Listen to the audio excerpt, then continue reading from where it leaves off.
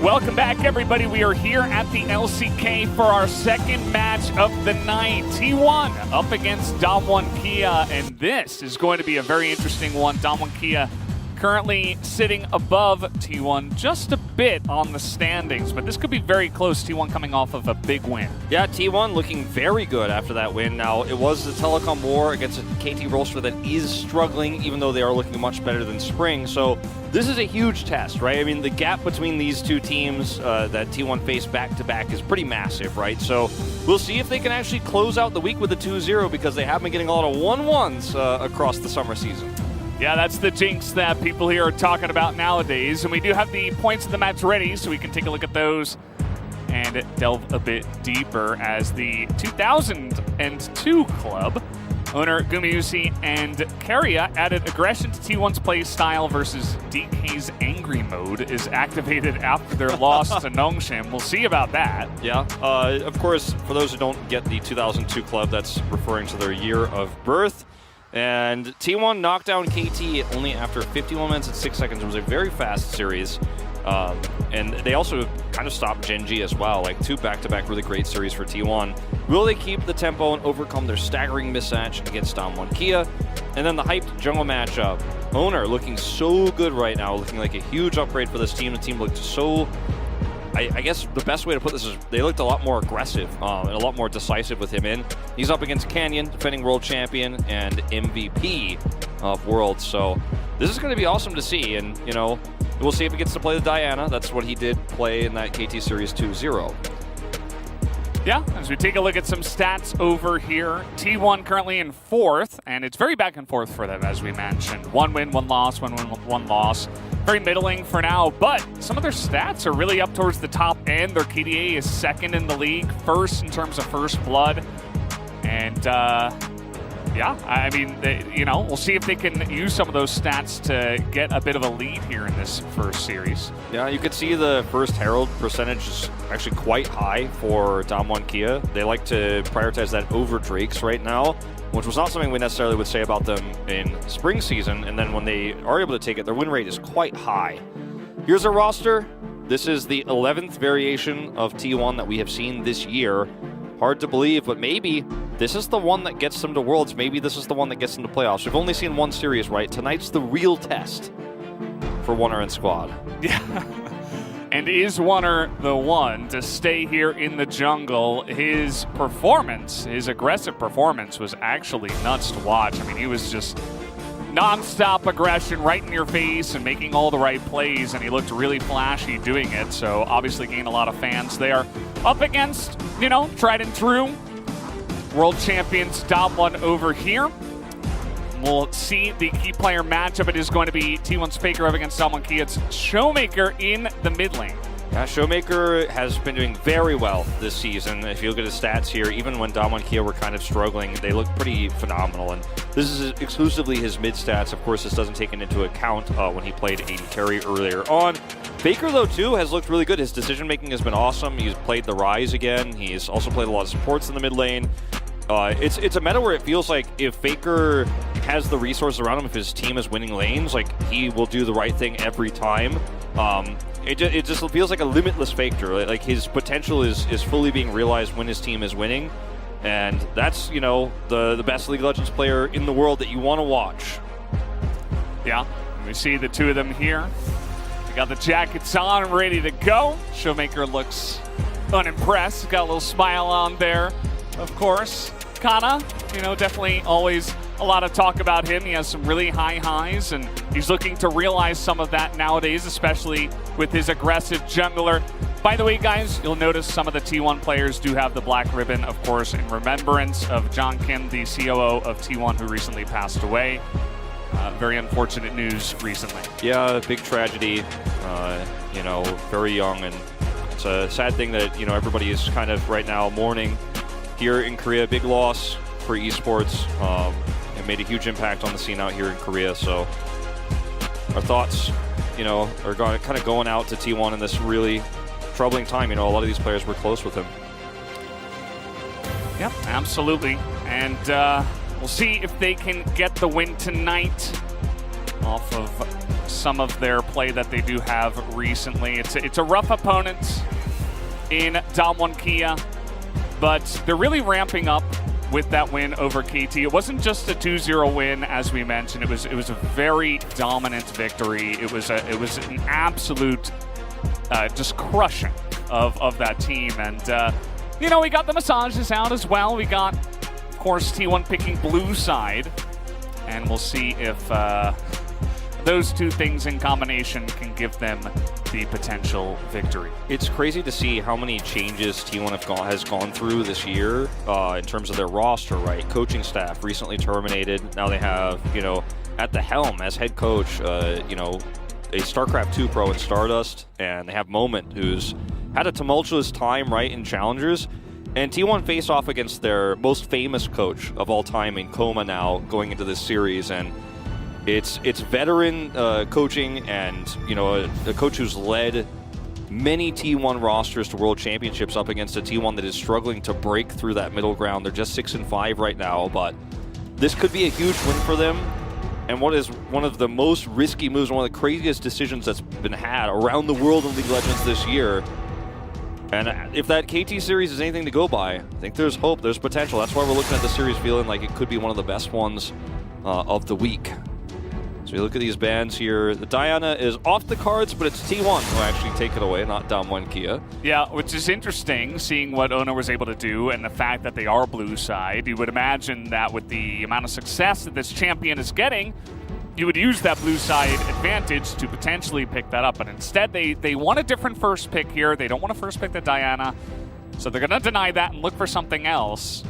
Ziggs is also going to be taken off the board. There's a lot open here. Still, the Lucian is a great pick to potentially put Faker on early on in the draft. You can try to draft around that prio early if that is what is going to be left open here. Damwon Kia giving some considerations. They'll take away the Thresh. Don't want to leave anything to chance here on the bottom lane. I mean, it's a pick that we expected a lot of bans to go towards, but actually hasn't really seen too much priority in a lot of our drafts in recent times. But it's Keria. You don't want to give Keria Thresh. You don't want to give Effort Thresh. It's like the two guys, I think, in the LCK especially, you do not want to give. The only thing is that you leave Viego open. Yeah, that's something that we saw, you know, permanently banned in our last series. Extremely powerful solo laner right now. Can also be flexed to jungle, but this means that Damwon Kia will be able to get the Lucian, but also the Lee Sin or the Gwen. And the Gwen is going to be hovered here for Canyon. And when you have Perma Prio in mid, the Gwen is just such an amazing jungle champion at controlling the pace of the game. And, you know, in terms of her lane matchup against Viego, it's definitely competitive if that is where she's going to go, because we don't know, again, so many flex picks right now in this meta. Oh, Faker's Rise. I love it. It's great against Gwen.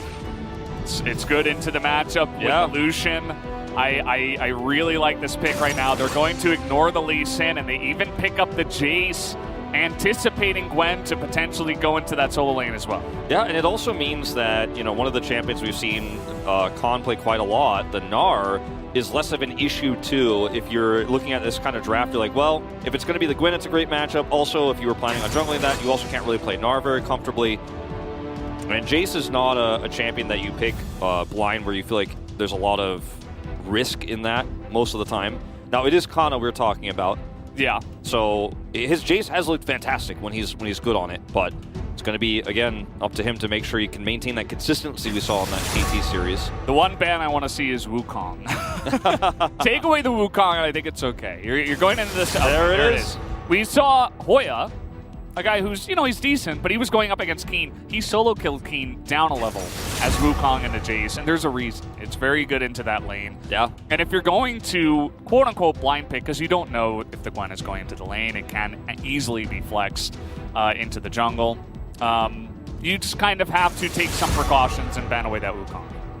So the bans here on Damwon Kia's side, outside of the Xin Zhao and the Nocturne, have all been targeted towards the bottom side of the map. And in the second banning phase here, late game scaling AD carries and the Ezreal and the Kog'Maw. So they're just trying to make sure that Gumayusi is not going to be able to pop off late game. We'll see what they decide to take here for the Aphelios, because obviously the Thresh was banned long ago. I don't think this is going to be real. But it is! It's real! Okay. He is real. It is Zach. Okay, well this is really interesting. Actually had a Zach in my solo queue game this morning who was carrying the game. There you go, they were watching. Kalista will be the AD carry here, so going to have a lot of power in the early part of this lane. And where do we round this out with here? Trundle would be super interesting. Trundle's support. I mean, Carriot definitely can play it. I don't know if he has to in this one. Yeah, he's going to go with the Gragas. Yeah. I mean, Trundle support with the Kalista is definitely like a really dangerous combo. But the final pick going to come through here now for Damwon Kia. They have mid lane Prio. They have a tough matchup if they keep the Gwen, so this has to be, you know, the Zac jungle coming through. That's a kind of a weird response. We'll see how Canyon performs on it. And the Braum looks to be the final pick here to pair with the Aphelios. Gonna block a lot of the poke. I really like this into the Jace, to be honest. And this is going to be a really interesting game. We are already starting this series off fiery. I don't know how many days it's been since we've seen Zach, but it's going to be a big number we're going to get in the early game when that comes up. Yeah, he was, I think the last time he was really prevalent in the meta was back when like Sejuani was being played. We saw like Sejuani into Zach a decent amount of times.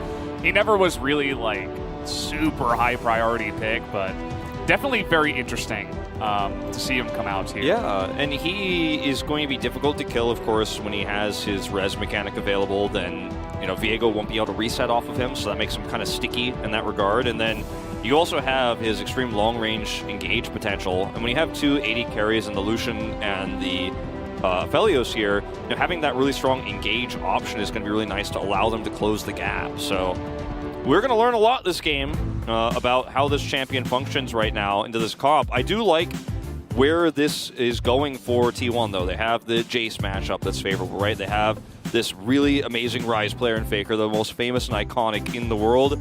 And he's going into a Lucian matchup. Like you said, it's not, you know, always one that you win, but you feel very good about it.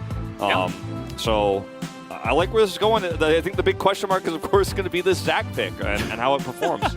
Yeah. I mean, there's definitely some dangerous tools here on the side of Damwon Kia as well. You have more threats than just the Aphelios, and we'll see, I mean, if he can pull out the 200 years and potentially carry on this one. But I'm kind of in the same boat with you, Wolf. I really like T1's draft here. It feels like they've really gotten a nice latch onto the meta, as in recent times. And yeah, I think they're going to have a lot of different tools to deal with the Aphelios as well. We see the Aphelios picked very often into some, you know, extreme hard engage, where you can try to just kite back and, you know, get some kind of defensive support to keep him safe. But, I mean, you've got a Ryze, you've got a Jace, you have different ways to engage onto him that he can't exactly deal with, like a Gragas cask. Yeah. And I think that T1 have a lot of really good tools here in this game to handle what Damwon have drafted. I also think that, you know, when you consider that Lucian, if he dies first in any of these fights, which sometimes is going to be the case, right, if he gets caught or he does get blown up, especially, you know, towards the later part of the game, he's either going to be struggling to do consistent damage because his range is fairly low, or, you know, maybe he ends up getting caught just by a cask or something like that. Then you give Lucian over to T1 because Viego is going to get the reset, and then Owner is going to pop off. And that's a really scary champion to get in a skirmish where suddenly like Lucian is in the middle of a team fight. And that could be a problem for sure. Because, love the skin. Skin is nice. It's very green. It matches Zac. I like the team coordination synergy we got going on. Yeah, it's good to see. Playing as a team that's going to be Owner's. Well, I mean, he hasn't played that many games so far in Summer. It'll be his third game of the season, I think is what you're going to say. That's what I wanted to say. We're just trying to kill Ghost here. The Ignite goes down. The Exhaust is here in response, and that is going to be the concussive blows, and one last auto will do it. Barrel's going to pick up that first blood down on the bottom side, as he was considering it, but they don't know what's on the other side of that brush, and that's going to be a nice little win for Ghost and Barrel. Yeah, Keria doesn't have to flash here, but way just misunderstanding, I guess, the timing here of the power spike. I mean, Kalista is very strong in this lane, but, you know, it was a very early fight. Now level 2 reached here. Keria is still level 1. Not going to be very comfortable. Going to lose a lot of this farm. We'll be able to get the experience at least. Actually, Gumiusi arrives just to catch this the last possible second. And, I mean, you know, that's a really great start. A Felios and a Braum, yeah, the Braum got the kill, but already a lot of gold going over to this champion that is going to have sometimes a really big problem into the Kalista matchup. And, you know, that's going to be just a pretty explosive start here for a bottom duo that historically has not been doing that great this year. Since MSI, I should say.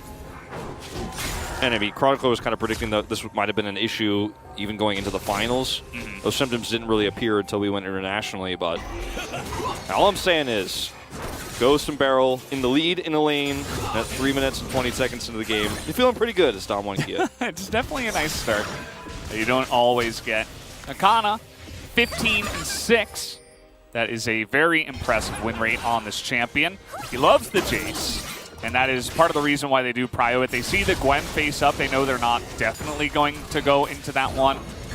And to no prio on the Wukong pick means that they eventually just prioritize getting Zac into the jungle instead. That was the choice for Dom1Kia, and we're going to have to remember that.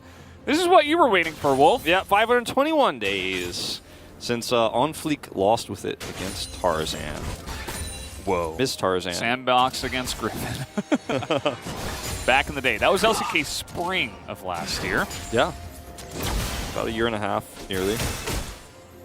Well, you know, the game state here is obviously quite passive after that initial pick off. And we haven't seen... You know, it's actually quite interesting when a pick like this happens. Usually it's all the observers want to show us, but... You know, he's just farming right now. We'll get a closer look at it later. To watch this once again, it's a really nice body slam engage. Gumiusi's in a really nice position here, but then Barrel actually hits the exhaust and then is able to get this follow-up stun, and it's like, oh no, we've made a mistake. And Barrel is just in close enough proximity to get the kill. That's why he got it instead of Ghost. It's kind of what you were saying before, right? Like, the Kalista Gragas, you should be able to put on some pressure, but they did not respect level 1 Braum. Yeah. And that's really all it came down to. They just extended a little bit too far, and Gumiusi got caught by the exhaust, and that allowed Barrel to land enough to hit the concussive blows. And from there, it's just lights out. There's not really much else to say about that. Yeah, I mean, these fights are very black and white. Unfortunately, if you don't get the kill first, then you die.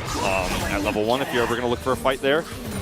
And ironically, that was kind of a Barrel Ghost-esque move. Like, that's what they've been criticized so much for recently in lane, is actually fighting at level 1, level 2, really early, misjudging the damage, and then dying. So this pick for Barrel is perfect, you're saying? Because you just go Braum level 1, level 2, and you're like, well, what are you gonna do now? Yeah. I guess you're just gonna give up first blood, I guess. They just gotta pick like Lucian, Braum, and then they're then you can't lose at level 1 and level 2. I mean, we figured it out. Well, this isn't gonna do very much damage to Faker at all. But nope, doesn't even cost him the CS. I was gonna say maybe he loses a minion for it, but no, actually. But hey, level 6 advantage, you're going to use it. Good on you, Showmaker. Yeah, you know, you got to try to make it do something as the root comes in. And, you know, once again, you got to be careful about this, buddy. Gumiusi, he's a very aggressive AD carry and nearly gets his support in trouble as well. I mean, you just gave over a kill, first blood. And they're going to feel the effects of that that duo once again. And he can finally breathe for a moment, the fact that he pushes Gumiusi back a second time. Just want to point out that even though Gumiusi died in that exchange, came back, got almost all of the minions, and he's still ahead in CS massively. Like, that's how this matchup is so oppressive for the Aphelios that we were talking about. Just not as much at level 1 when there's a Braum there. Level 6 is reached here on the top side of the map, but it's just continuing to be free farm for the Jace. And it's unfortunate for Owner. He's actually tried to make several ganks happen, but the timing has never worked out. This might be the first time he actually gets to commit. Oh, yeah.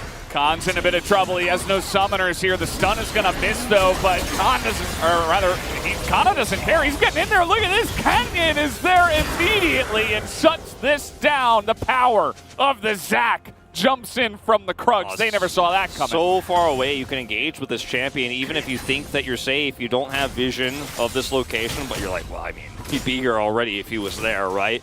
No, Zach is actually so incredible at long range, launching himself into these fights. Gets the double knock up there and turns the kill. And Khan dodges the stun, which allows him to survive just that little bit longer. And like I said, he's not running Flash, so you feel pretty good about it. Didn't have Ghost either. Yeah, he didn't have anything, so... Well, I guess he popped it, actually. Oh, yeah, right here at the beginning, so that's my fault. Yeah, no, actually I thought he didn't have it either, but either way, like, he just barely survives enough. He has level 6, does a ton of damage. Canyon's there for the follow. Nice. 좋았어요. That was good. he wasn't even part of the fight. He's just like cheering from the bottom lane. Yeah. Takes his hand off the keyboards. He was probably just walking back to lane and got full view of that fight. Yeah, that's probably what happened. Sometimes you're not always looking at your champion in game when you're shopping or going back, but this is going to be the Rift Herald taken for T1, regardless of that initial pick. But I mean, this is actually because Gumizi and Keria went up super early. This is so much extra pushing power for Ghost, and talk about the Caliber all the time. Like, this is the Aphelios way. You give him an inch, he will take a mile in terms of that plating. Like, another 80 carry probably would have gotten 1 plate, maybe a plate and a half, but Aphelios pretty comfortably gets 2 just because he's given not even that long of a time. It's just like 10, 15 seconds. They had to back away. They had to secure some kind of vision to make sure they weren't getting dove. And that is what is able to come through. So things just overall going very swimmingly here for Damwon Kia, and it's not necessarily off of their aggression. Actually, it's the exact opposite. T1 are pushing into them, trying to make the plays, and Damwon are very calmly just batting them away. Yeah, it's, you know, the analogy I've used quite a bit. It's like catching the dodgeball instead of throwing it right. Uh-oh. Here we go. Here's the Zach once again. He doesn't really have anything to connect that arm to, so unfortunately doesn't get too much. Now the ultimate is down here for Khan, and Owner is in position. Not going to land that stun, though. Yeah, really nice Plan is dash. very hard to lock down. Yeah, Khan has dodged both of those now successfully here. And very impressive stuff. Unfortunately, Canyon doesn't connect with that lead. Yeah, he's thinking about doing another one here, but I think he's probably just going to have to sit and wait. Rift Herald will get the charge off here, and this is going to make Khan's life so miserable losing this turret at this stage. So, actually will save it, just barely here, which is massive for Khan, because he needs a Bastion to actually hold on to for dear life as he tries to farm against this Jace. Yeah, Canyon able to stick around and just put the pressure on to not allow them to fully take that down. We also had both mid laners rotating up after just pushing their lanes. You can see that this bottom lane has kind of held the CS difference, but the extra plates going the way of Ghost means that, of course, the Damwon Kia bottom lane is feeling pretty good. Canyon's here once again, and now he's going 1v2. He's looking for the kill against the 2 of them. He's not going to be able to get it. Has to flash away. His passive gets popped here. And that's one of those things about Zach that you feel really great actually taking a 1v2 under turret because your passive is always going to be there for you. They can't realistically kill you ever. But if they try to, or if they stay, and even try to look for your passive, like you almost trade that passive for a kill. Doesn't happen, but I really like, you know, his ability to hold on to that turret, because like I said, it's so important. Like, he has to be there, he has to keep this alive. Otherwise, Khan just basically stops being able to play the game. In fact, with that extra pressure relieved, he's going to even get some pushing power and some plates, potentially, I think just 1 or 2 on the top side. I think just the 1, because he hadn't done any damage to it prior. But still, that's an amazing turning moment. Yeah, he loses his passive, but well worth it. Yeah. Canyon, he says, okay, I've hung around the top lane for way too long. Let's just take the dragon here. To have the prio down the bottom side, the pushing of the Aphelios coming through after that early lead. So they will pretty comfortably take this, as both mid laners did go for a back. And T1 generally not putting too much focus on those very early drakes, so he's able to just pick up that mountain for himself. Now, what's really different about this game for T1 with this 2002 club roster is that, you know, oftentimes they're very aggressive, right? You know, Owner has been way more aggressive than we've seen from Puzz in terms of the early game especially.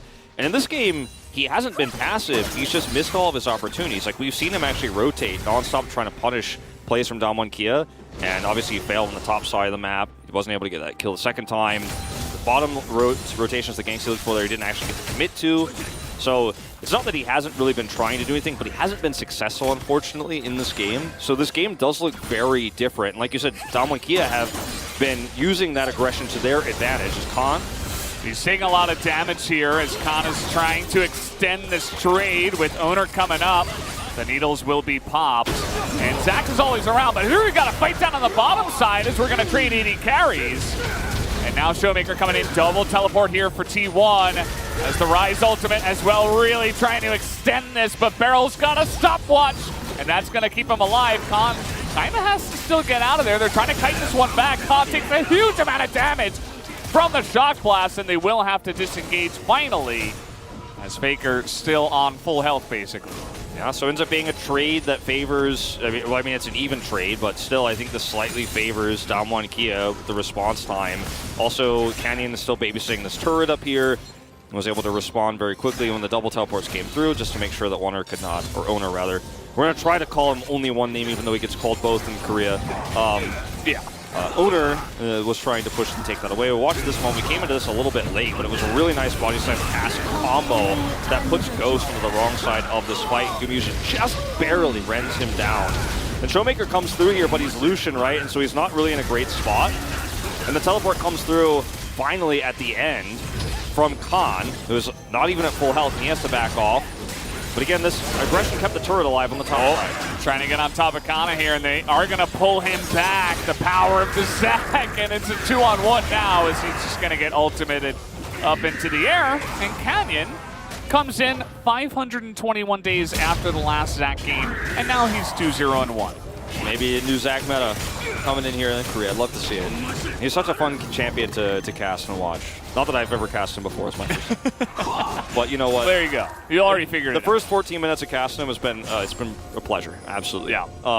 But we always enjoy Zac's presence. It is a kind of a running joke between you and me because I always call him Jack because of his Korean spelling. Because I never played him on the English client until recently. Which is also an equally basic, just name in general with. At least in English, the same amount of letters. But yeah, Zac or Jack, whatever you want to call him here. Damwon Kia on the backs of Zac are going to be able to pick up this Rift Herald. Yeah, it's going to be pretty easy, uncontested here. T1 could try to punish, actually. They collapse in quickly. Gonna miss the boat on this one, and unfortunately, Zac's just able to get out of here, easy peasy. Go back to farm, and so missed opportunity here, unfortunately, for T1. But their composition is going to get stronger as the game goes on. The poke that we're going to see from this Jace, who unfortunately is 0-2 in this game because he has been punished twice on the top side of the map, is going to start to become more evident as time goes on. But it's not a great look so far here for T1. They just haven't been able to do what their composition are trying to accomplish, and Zac has really made this early game somewhat hellish because Canyon is non-stop punishing the fact that this is a good matchup for the Jace. He's like, oh, okay, you're going to play Jace, right? You're going to come up here, you're going to try to harass Khan, you're going to try to get his turret. So I'm just going to hover this lane, and if you ever commit, if you ever all in, I'm going to be there.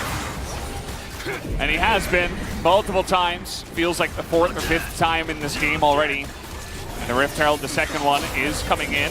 Harry has got to be careful. He's not respecting the power of the Zac and the Braum together. And he's just going to give his life away there. And with him not there and nobody else, that's just going to be the mid-turret going down. And want more? He's going for more. He absolutely is looking for more. He's not going to be able to link it up with Owner here, but he is at least able to keep Faker around. And he will follow up with yet another kill. Oh man, this is such a lead now that Damwon Kia have. We're looking at...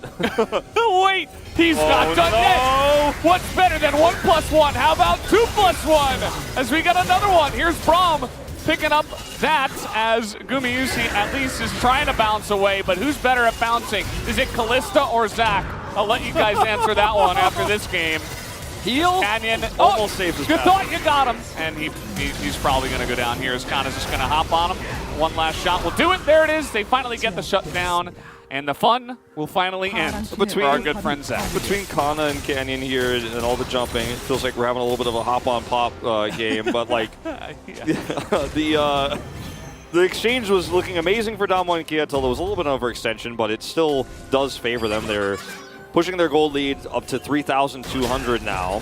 And Zac is a champion that, you know, if you don't have vision of these specific areas, right, where he can go over the wall, it's like basically playing as a champion that has a permanent flash that can actually do CC to you. Like, you always have to consider that he has this ability to gap close, and as Faker in this case, he's being really greedy with this wave. He gets punished because there's simply no vision on the Raptor cap. And Zac is one of the only champions that can engage this far away, non-stop, constantly. And look, he's going to do it again. If you don't see him, that should worry you. You should not feel safe, actually. You should feel worried. Yeah, I don't understand the decision to go back in for the third time. Like, okay, they were getting kind of caught out, right, by the Zac the last time. But going in kind of 2v3, not really the best look. And at the end of the day, with kind of coming in here, they are able to shut it all down, but... 600 화이팅! 우리 팀 화이팅! 우리 팀 화이팅! bonus there at the end as well. Coming in with a shutdown on Canyon. So ends up being pretty massive swing to kind of, I mean, I guess make the best of a bad situation is probably the easiest way to describe kind of coming in and be like, all right, that's enough of that. But now Dominant Key, you know, they're 2 Drakes up. They have a pretty nice gold lead. They have an Aphelios who is starting to come online. And once we see Khan get his items, he's going to be a force to be reckoned with and has really strong split push potential too. Okay, Faker might get caught here once again. As well as we have Owner trying to come up to the bottom side, and that's a lot of damage coming out. But look at the Gwen sustain. This is just insane. And Khan will get away. This champion was not made for pro gamers, okay? When Khan sees the numbers, he knows what this champion is capable of. You are never going to kill him in that scenario if he plays it perfectly, which he did. By the way, meanwhile, Faker did go down. He did. Up on the top side, you can see in the little alcove. And I mean, as soon as you saw that Faker didn't see the Zac and he was still farming, that's when you knew like you didn't even have to watch the replay, but we will just to show you how it happened. As Showmaker comes up here, Faker's like, uh-oh, I need to get to this turret ASAPly, but he's like, I could use this brush to maybe win this exchange, but actually it's not a 1v1. And I'm not sure if he wins that either way, but does end up getting taken out here, and that's just so much more gold again over to this Zac. 4-1-4. And we don't have a lot of jungles in this meta that are kind of like traditional tanks that can engage, but this is one of the ones. Like, we look at the Diana right now, the Rumble we had that was super prevalent. Lee Sin's back in the meta. You know, you have Gwen. But Zac is just like, if he becomes unkillable, he will always be there and he will always engage on you. And if his passive is up, you can't, even if you kill him, you're not killing him. It's a champion that can extremely win more when he's ahead like this. Yeah, it gets pretty ridiculous. And you see he already has the Froze Fist. He's got Thornmail as well. Like, he actually does a decent amount of damage as well. Like, with all of his CC, he keeps you in place for so long that he can use his items really well. He can, of course, use his ultimate to just bounce you around and do a decent amount of damage. And just his engage potential from pretty much anywhere on the map is so oppressive. And guess what? He's up on the top side. There's no turret here again. Yeah, it's... Okay. He's actually teleporting out. That's the respect that he has to show. Like, there's no way out of this otherwise. His Realm Warp is a few seconds away, and even that, like, you don't feel amazing about it. He just had to instantly get out of there. Unfortunately for him, they weren't actually going for him. Yeah. But it's just the threat of it that he just had to go for that there. 70 seconds till this Drake comes up, and with this extremely tanky Zac now, I don't know if T1 can actually really front to back this. Okay, oh no. He misses. Here he is again. He misses, but they do have Fate's Call to come in. Keria gets to his Callista, and he will be safe for now. But that is a long cooldown that now they don't have for the fight over the Infernal Drake, which is gigantic and is coming up in 40 seconds. Faker does not have teleport, mind you, as Khan is going to get collapsed on. Okay, he's going to try to turn it around onto Khan, and T1 say, well, the jungler's in the bottom lane, so why don't we just do the Baron? Well, and okay, so Canyon's going to be left to try to solo the Jace. We have the Baron started up. The TP did come in from Showmaker, as now T1 are trying to turn this one around. Owner takes a bunch of damage, but Showmaker is just trying to frontline now. Takes down the two of them. As Faker says, let's get out of here, Guma.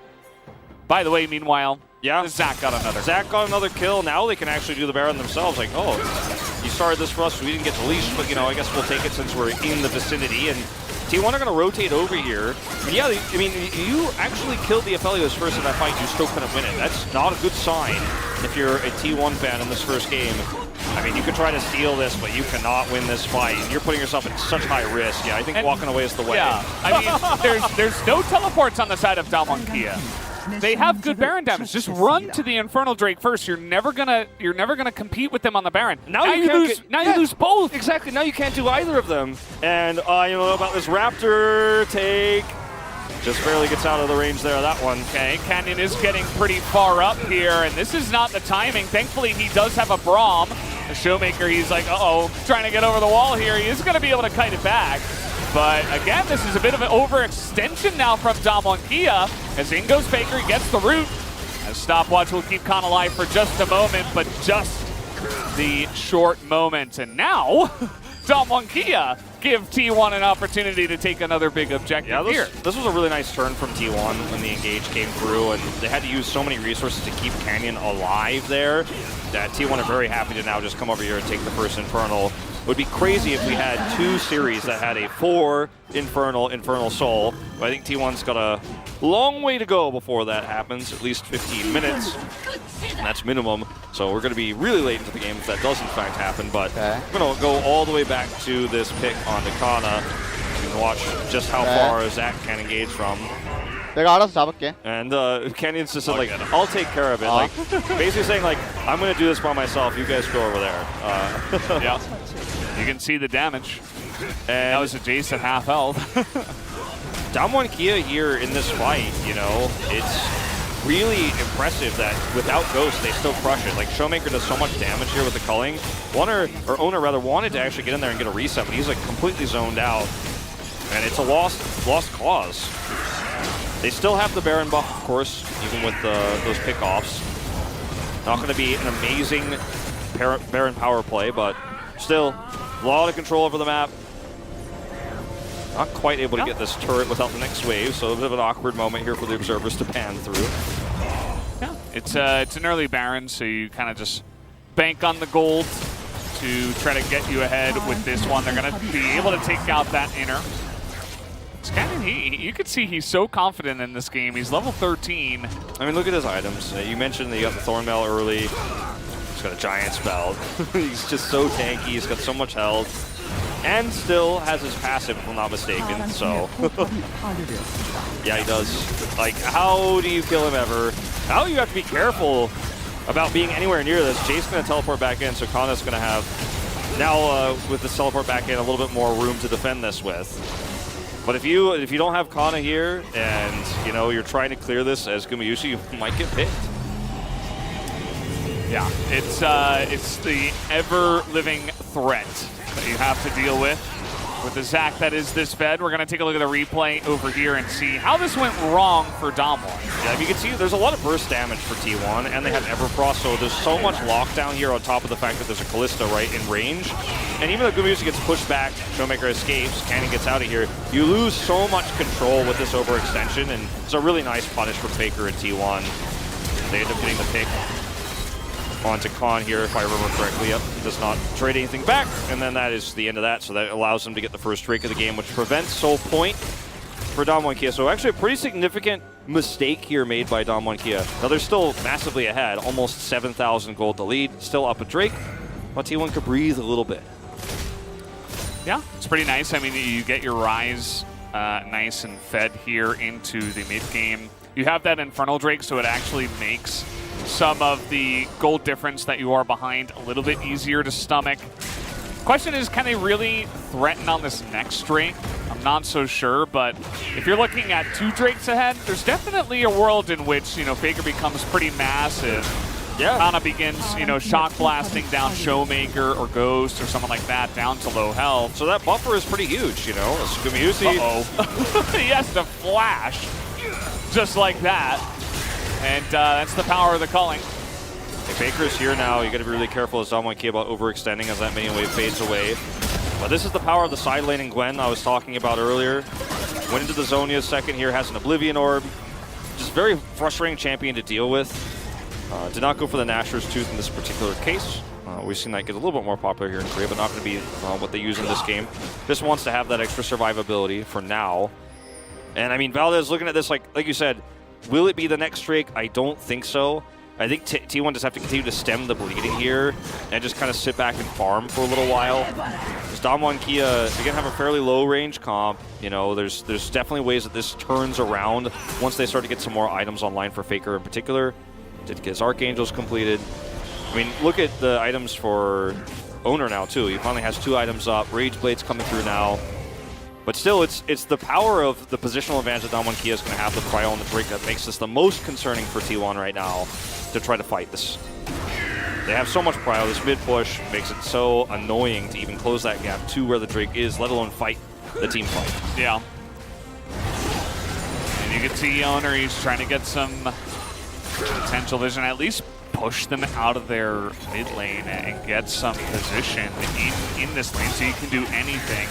Now, the shock blasts are good if you hit the soft underbelly of the comp, but if you're hitting Braum or Zach, you're not going to enjoy your life very much. And unfortunately, as long as Barrel just sits in the front, he can eat a lot of damage for his team. Yeah, I mean, they're trying to push Owner back. Now, the cool thing about this for T1 is the timing of Baron is really nice. Yeah, like this is actually perfect for them trying to rush. Yeah, they do have a lot of Baron damage here with Ryze and Kalista and the Jace coming in. Here comes Canyon, though. Over the top, right into the middle of them, but he doesn't really get much. He gets a couple of knockups, and down will go the Kalista. And that's really all you had to do. Owner's going to try to get into that back line, but he can't do it alone. Faker and Kana both get zoned on the back of this fight. Now there's a turret that did huge chunks to Kana.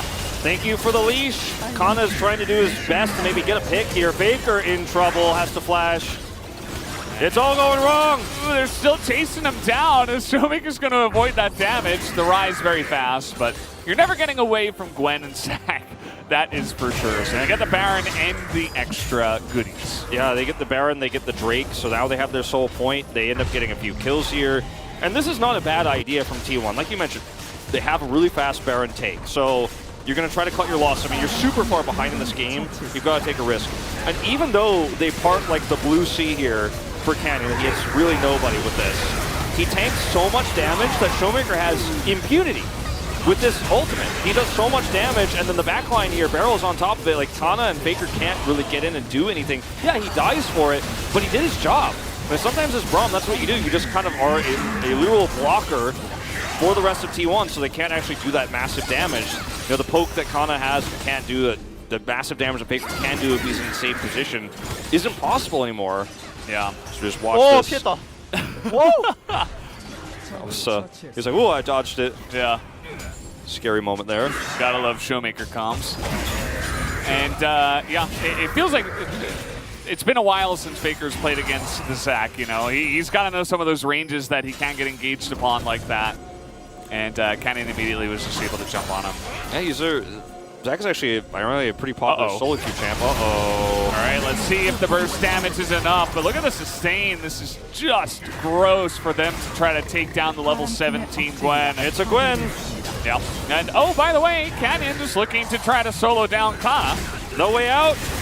As, okay, the culling will come out, and that's actually going to be Showmaker threading the needle there, able to pick up the kill, and now it's just the bouncy castle as Canyon catches another one.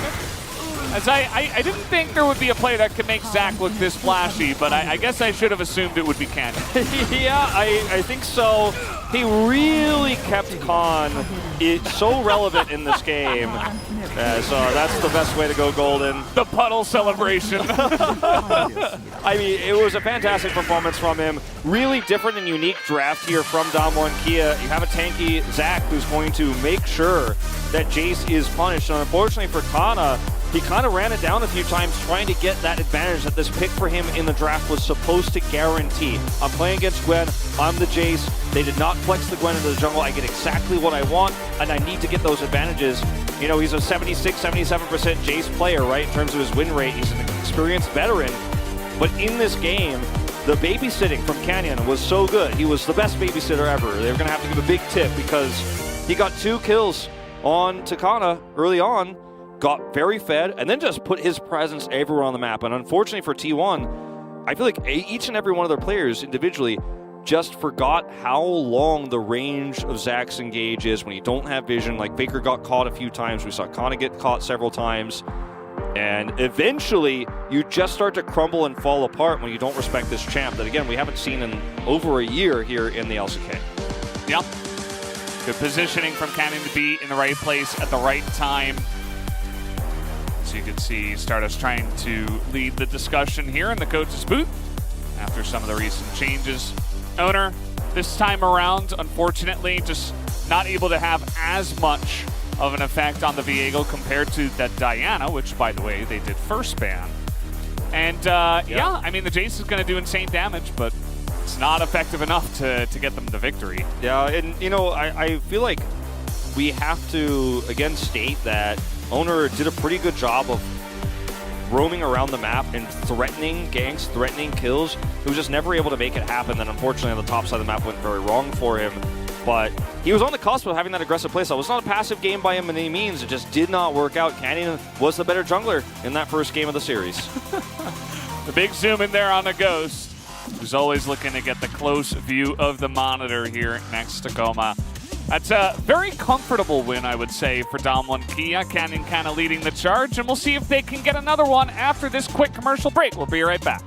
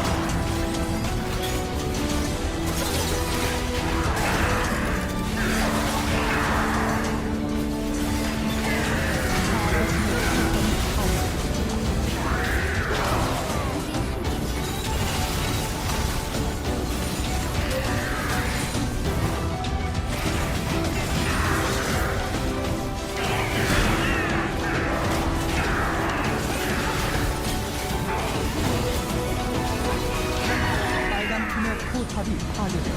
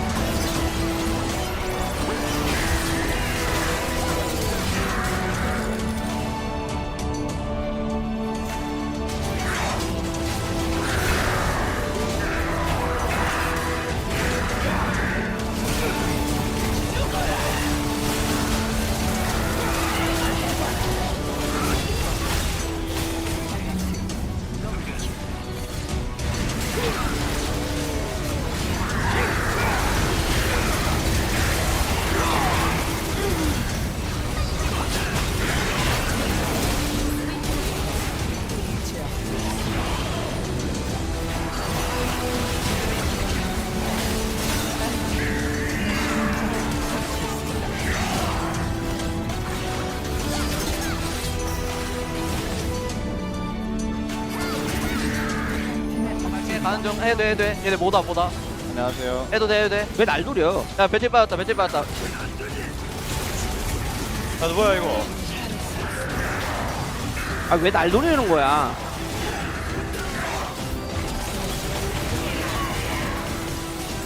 와우. 오케이. 잘 흘렸다. 아, 근데 자크 좋은데, 젤리맨? 야, 자크 좋은데? 야, 노플. 야, 뭐야 이거? 나도. 노플. 할래? 오케이 안 돼? 야, 자크, 고고고고고. 아, 까비. 건보 정답. Move my body back and forth. Move my body back and forth. Move my body back and forth. Move my body back and forth.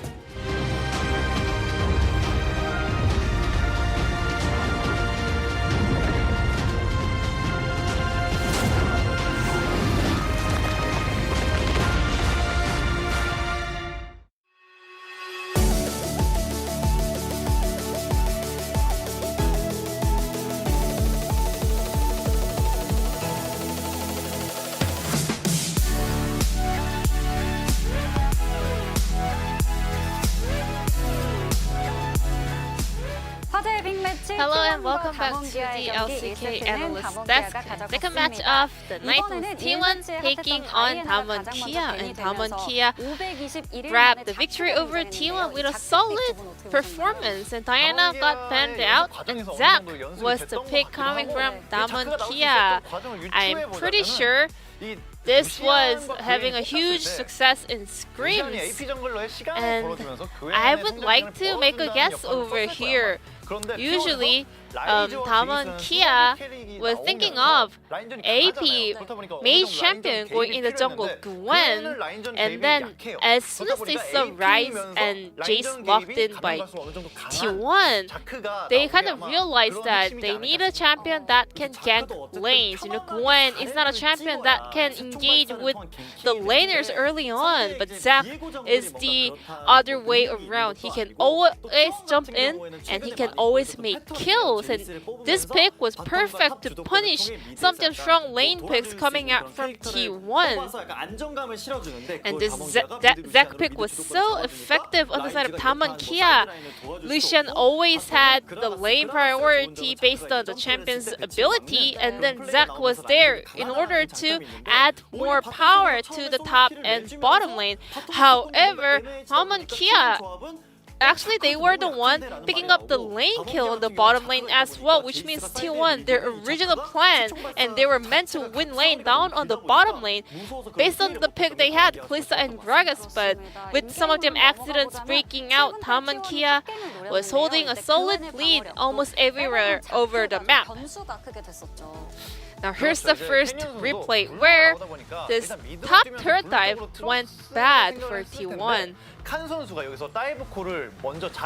So Zac was actually making a rotation towards the mid lane. However, I think it was Khan making that call that enemies is coming for that turret dive, and Gwen is a champion that can buy so much time by absorbing all the damage coming out from the opponents, and she bought enough time for Canyon to get there on time, and Canyon swept kills with his jump.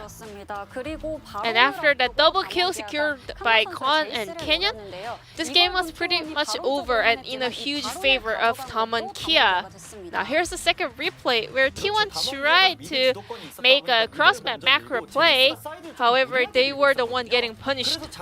Jace got overextended, so 4 of the Damwon Kia players rotated downwards, and then Aphelios actually rotates back to the top side of the map because he was confident that the rest of the players can actually clean up the kill, and if he also leaves the mid lane, T1 will just naturally take away that Baron. So Aphelios, the champion that doesn't have any tools to join the fight on the top side of the map, he was the first one to make a rotation towards the Baron pit, and then Khan and Showmaker was able to join the party as well with their summoner spell. And also, even though T1 was able to make an easy pick onto that Aphelios, but Lucian was way too fed at that point of the game, and he was able to pick up the follow-up kills.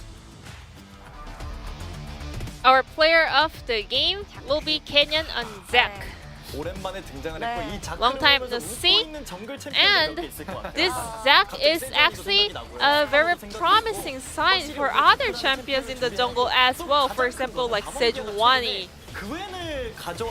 And this is a very strong message from Damwon Kia as well. Whenever they pick Gwen, they actually, for the most of the times, they played it in the jungle role. But this time around, it was Khan's Gwen instead. And he was able to absorb so much pressure by himself, especially in the late game and in the mic check or the player comm. He even mentioned that, why are they chasing me?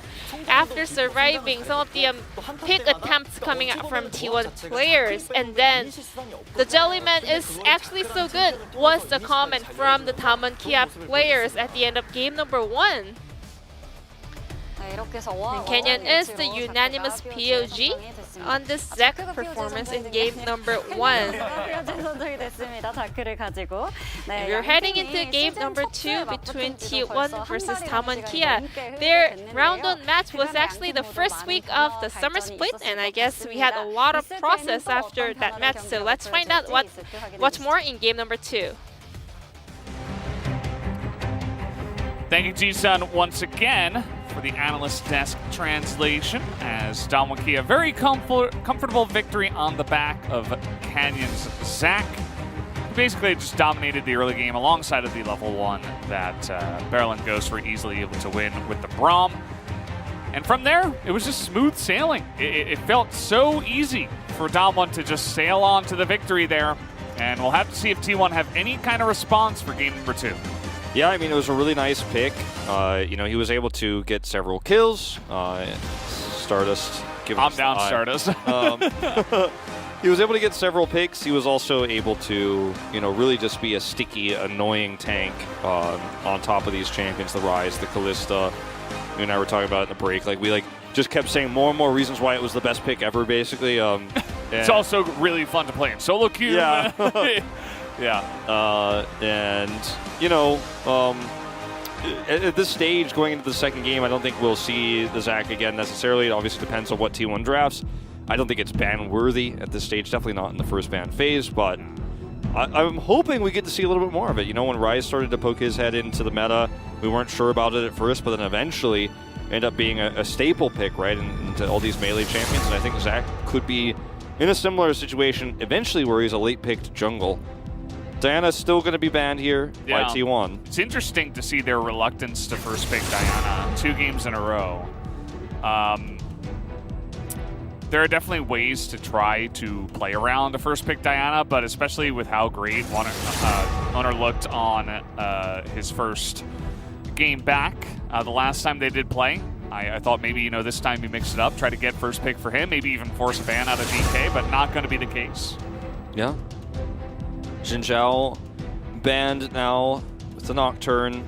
See what ends up coming down as the third ban, because that'll often be the most pivotal here on red side. Lucian was the pick we went with last time as T1, and that will be the Thresh once again.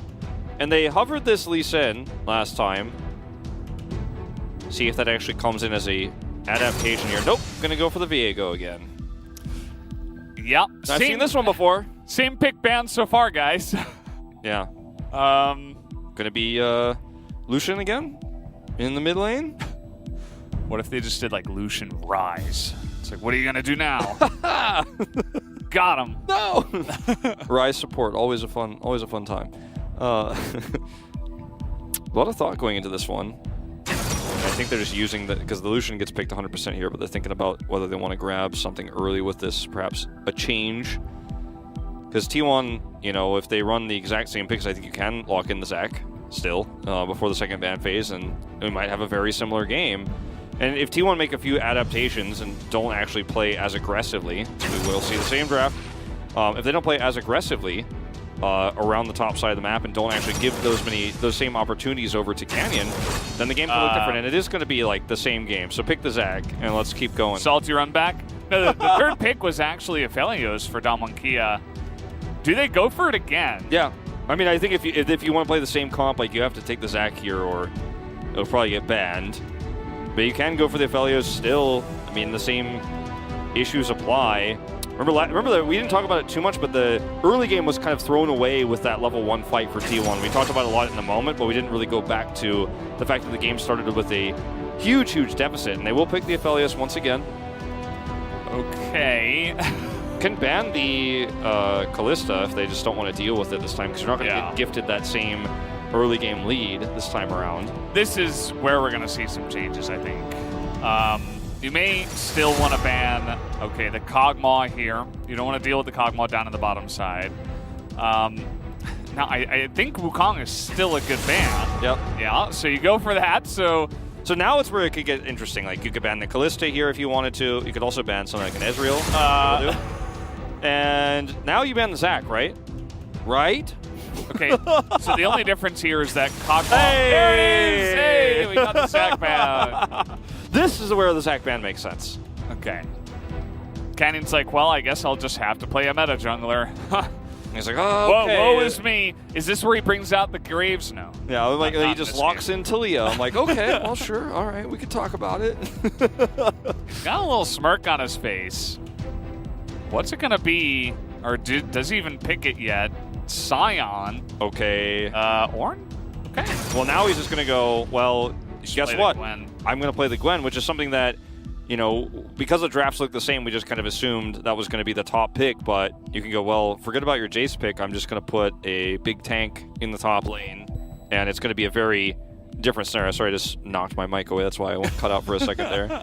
Startled you. That was interesting. But yeah, the Ornn pick here is going to be great for, you know, getting those items online later on. Great engage potential. Whoa. The Jinx. Last second change there alongside of Braum.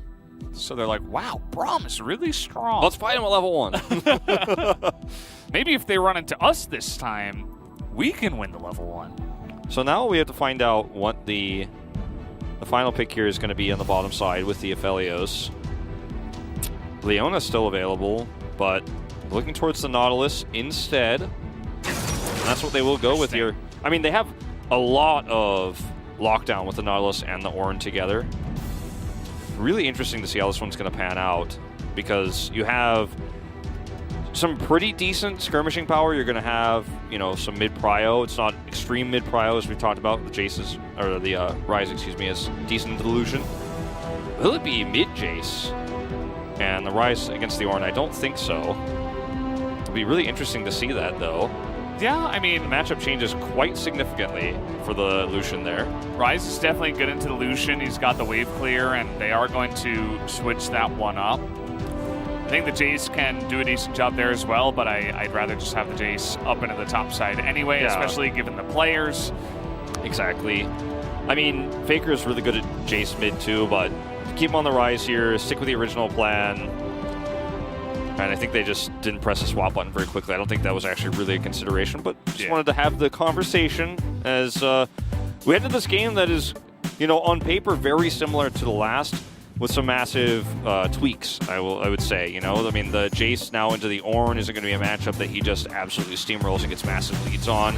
And you also don't have the Zac that's going to be able to punish the Jace as quickly from as far away. Yeah, Kenny could still punish when Jace is poking and being annoying in the lane, but it's not going to be quite the same. And Kana actually will have a lot more freedom to be frustrating, to be a bully that he didn't have last game, even though in the early parts it looked like he thought he did. Yeah, we'll have to wait and see how this one does pan out as the players have chosen their champions.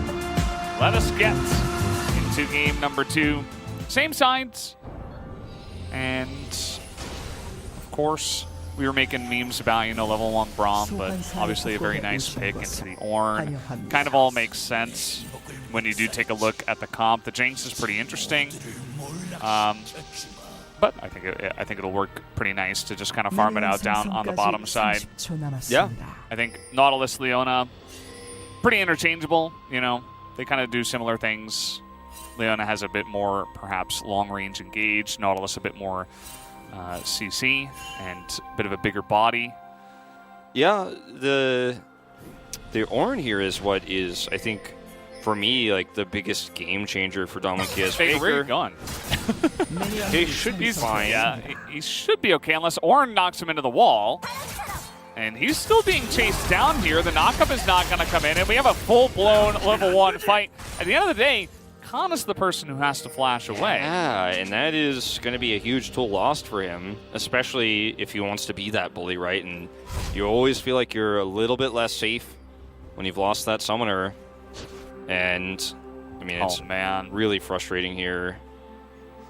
This is rough. I mean, you look at the health bars on the side of DK, it's Gwen who took a lot of the damage, right? So she's going to be in the jungle, right? That can't be abused in the lane trades. Nope. Whereas both Faker and Kana took damage. They're going to have to use those potions and sustain to try to handle their lanes a little bit. And, I mean, what Faker got and why he was there was because he was warding the Raptor camp, which didn't give him a lot of information about the pathing timings here for Canyon, but was it worth it at the end of the day? Definitely not, but that was the reason why he decided to go for that. Does get punished for it.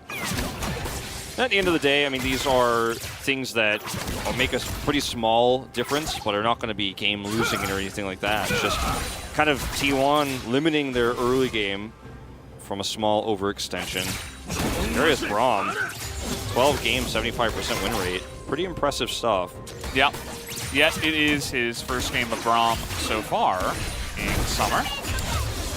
Carriot, you know, he kind of leaped onto the scene as a guy who is willing to play a wide assortment of different champions, including the Pike, where he had a big pop-off game, and a lot of people became fans that day.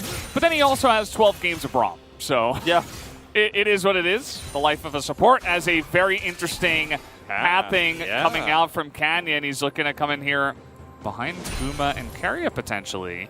Waiting a little bit longer here. He might be... Oh, he's still waiting. Okay. Here we go. Still waiting. They're going to know something is up, and it is just the Gwen, so they're just going to heal and run away. As, yeah, a bunch of damage comes in. It'll get Domlin's bottom lane ahead a bit. Yeah, 2 summoners getting blown here. Of course, the secondaries, not the flash, but still, it's a nice exchange here. As now Kana is really pushing the issue because he knows, of course, Canyon's on the other side of the map. So he's very free to just continue to harass Khan. It's actually CSing decently well, loses 8 so far. Oh, owner rather. I'm gonna get there eventually, guys. We're getting there. It's a process. It's certainly a process. What's really interesting about this game for T1 is it's just a myriad of small disadvantages they're playing with, you know? But if any of those disadvantages led to a kill, for example, or it can still lead to a kill with those summoners being gone on the bottom side of the map, then that's when you start to really get the gist of why all of these plays are made. Canyon spent a lot of time down there. He's finding himself a little bit behind in the jungle because he went for that. We'll see if it does end up paying off. So that's the trade-off, you know, you spend that much time, you're gonna fall behind. It'll be okay. Here is the follow-up. Oh, really nice flash comes in from Carriot, denies the hook into the wall. Such a beautiful flash. And that's gonna do it. First blood goes to the Viego. Gonna become Nautilus for a second and help push this wave out. As Ghost is now gonna have to sit here under turret. That's really aggressive trade here from Faker. That's what we like to see. Faker going to be fine. It's a pretty passive early game outside of that exchange down there. And I'm really curious to see how this comp functions for Damwon because, you know, the Ornn has, obviously his Call of the Forge God is going to be really nice for setting up fights, and Canyon can flank. You have a lot of damage here, front-loaded, you know, in terms of the culling coming out from Pollution. But in a front-to-back team fight with the scaling that T1 have, plus the fact that they're going to be able to poke those health bars down before the fight starts, I really like T1's chances the later the game goes. And that's, I'm saying that into an Ornn comp, you know, just because I think that it becomes very easy to eventually win that war of attrition, as we're going to watch this one more time. And Owner comes over here. The flash is so good from Keria, because that's the moment when Barrel's like, uh-oh, I better get out of here. Not if Keria is going to flash in front of your hook, which will, of course, just hook him into Keria, which means he can't get out. Yeah. Barrel holds on to his flash. Even if he does flash, he would have to flash and immediately hook and hope that Keria could not catch up. That would really be the only way for him to have been able to get out there. It's so high risk to try to match flashes there. Kind of like his decision to just be like, well, you got me. Yeah, at that point he was just done. Accepted his fate. Baker once again going for that ward location. He's going to again get some more information about Canyon's pathing. Unfortunately, unbeknownst to him, Canyon is on this Drake. I think they have a pretty good idea about this because obviously Gumayusi is back. They don't have vision of it. Actually, I take it back. There is a control ward in there. So not the most opportune time to get vision of that Raptor camp, but he's going to take any chance he can get. You can see Kana is pushing very hard here. Khan might have a decent idea that, well, now he knows 100% as Owner is here. Bit of damage comes out, and how about a Rise as well? This is 3-on-1. Khan is going to get stunned up, and there's zero hope for him. As immediately he just gets burst down, and that's another kill going over to Owner. Yeah, and the wards that are in the jungle, you know, the Raptor Camp ward and that control ward that's near the Krugs, give you a lot of information knowing that this is actually going to be a pretty safe play to do. So that ward from Faker earlier on the Raptor Camp didn't give him that much information about the passing at that moment, but leading into this gank, he actually knows that this is a commit that you can go for where you're actually free from consequences for actually committing to killing this weak side top champion. And Khan has been so good this year. I mean, even going as far back as the Keswick Cup, playing weak side, the Scion, the Ornn. But, you know, there are limits to what you're capable of, especially at this stage of the game. Really successful gank here. Yeah, absolutely. As the wall comes up, just having a bit of trading down here on the bottom side. Expected this lane to mostly just be farming it out, but with a couple of jungles coming down to the bottom side, it's made it a bit more interesting, a bit more spicy. Yeah, the Jace matchup, you know, is going swimmingly for Kana this time around, where he doesn't have to deal with a Zac. And look at this. Canyon's here this time. The stun not going to be used to try to go onto Khan here. Nope. And with the Lucian coming up, they just had to kind of back away from that one. And this is a numbers game that, unfortunately, T1 cannot win without a rotation over from Ryze. Fortunately, Gumayusi is also staying, farming under turret. Faker's here now, though.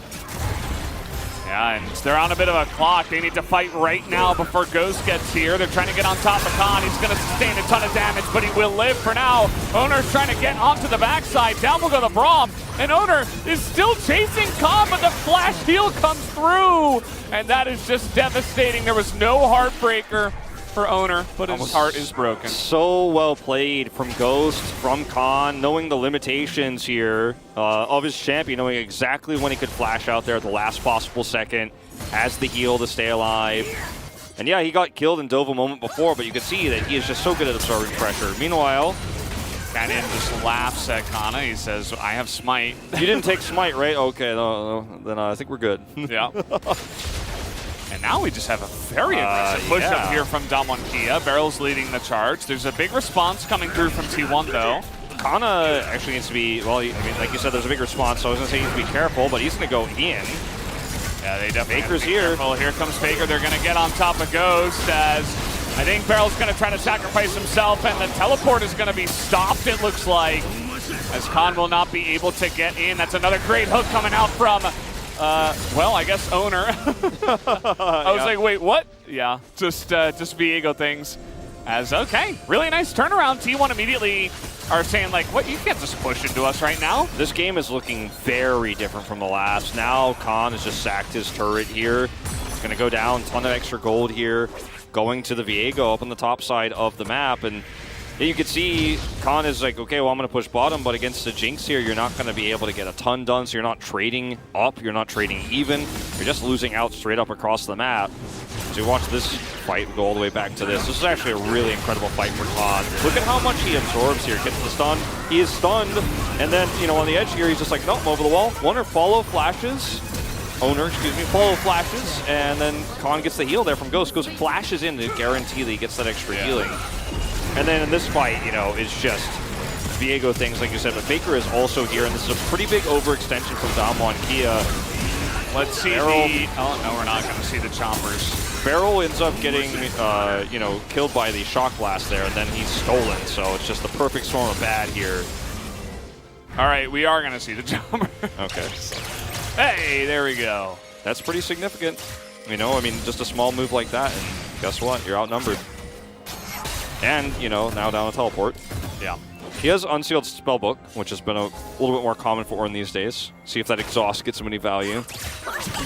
Just trying to stay alive and do something in that side lane, trying to farm up and scale up for his team eventually.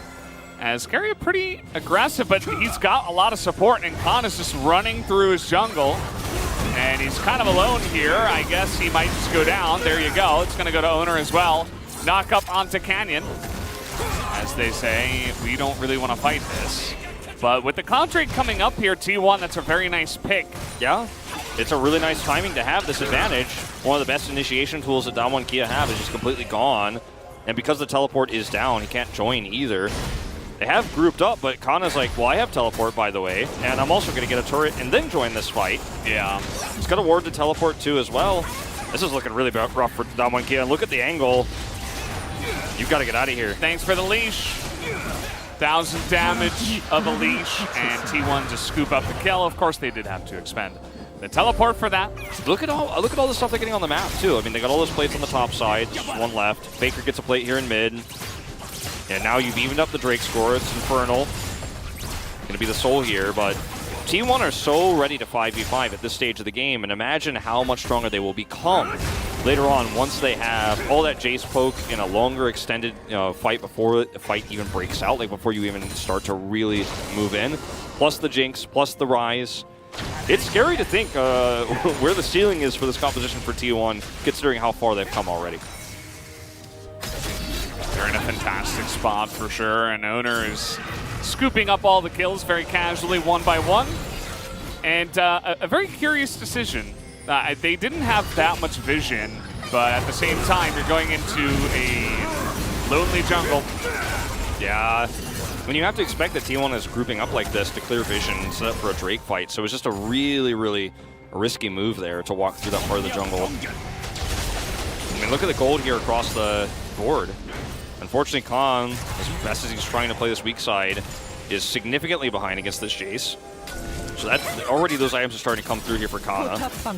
And Viego, like you said, kind of swooping up those kills means he's going to be a force to be reckoned with in this game, way earlier than he's supposed to be. And he's got great targets to steal. We talked about the Lucian pick, but also like what he's done with this Nautilus already has been massive. That's been pretty huge, and T1, they have scooped up so many plates in this game already. Faker trying to get a last one. Not sure that he can. Dom1 will be able to pick up one, and Faker just barely picks that up at the timer. Believe it or not, that's actually first turret for Dom1 Kia. Showmaker. Hey, trying to get on top of him, and he gets stunned underneath the inner turret as he was all alone, and he thought he would be safe. The answer was no. They're trying to get on top of Owner here, and I think they will. Khan is going to get the nice knock up and the shutdown. That's 600 gold for him. So at least they get that, but at the same time, T1 picking up that turret and the kill is pretty nice. A lot of lost safety here for Dom1 Kia with the lost turret here. And they do end up evening up the turret plates quite a bit, but you know, you can't deny that T1's definitely had the better end of things here. But now you're going to get another turret bottom side. It's a lot of extra gold going over to T1. And in these moments between objectives, it feels like T1 are just everywhere on the map. They're getting plates. Faker is like, okay. All right, trying to get on top of Faker. He's not able to get the root down in time, but he's Rise, so he's he like kind of runs away from them. Yeah, phase rush, and I have root, so that was interesting. Oh man, they're going to get this turret here on the top side. They almost got earlier before Kana teleported down. Oh, and he's actually hiding here. I think Showmaker should know. Oh, well.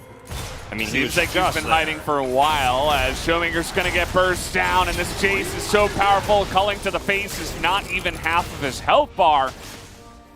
As the observers goes down. The observer's showing us the death animation with the skin. Yeah. Goes straight to the grave. I love to see it. And T1, I mean, like, what have they not gotten? Okay, the one Mountain Drake, and yeah, they didn't get the first turret. But besides that, they have had such a massive control over the map. And all the while, Gumayushi just free farming mid, and yes, it is an Aphelios is up against both of these champions scale very well. But when you consider all the poke that goes into these fights from the Jace before it even starts, you feel pretty good about these champions actually getting into the thick of things, the Rise and the Jinx later on. Because you can just get those eliminations super early. As we're going to watch this one more time.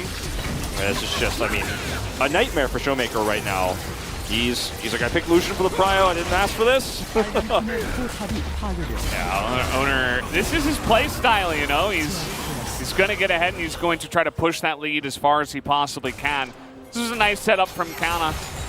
Yeah, I would have loved to see Showmaker's vision just moments before, because we know that he saw Kana there, but like you said, 장동희. he's 흥분하지 말고. like, basically be responsible. 오른 Like, 지금 적당히 해 is kind of a complicated like thing to translate, but Yeah. it technically means like basically be responsible. Play responsibly. Yeah. Don't get too hyped is what he's trying to say. Absolutely. And you know, it's kind of hard not to. I mean, when you're picking people off left and right, and your team is very obviously in the lead, and you're squeezing out all the vision control on the map, things are just really rolling here for T1, looking like a pretty comfortable lead for them, kind of like it felt like for Damwon Kia in game number 1. So definitely a good look as they're going to take this Infernal Drake down to no pressure from Damwon. Yeah, I mean, Damwon, the thing is they have some scaling in their comp, but they're so far behind.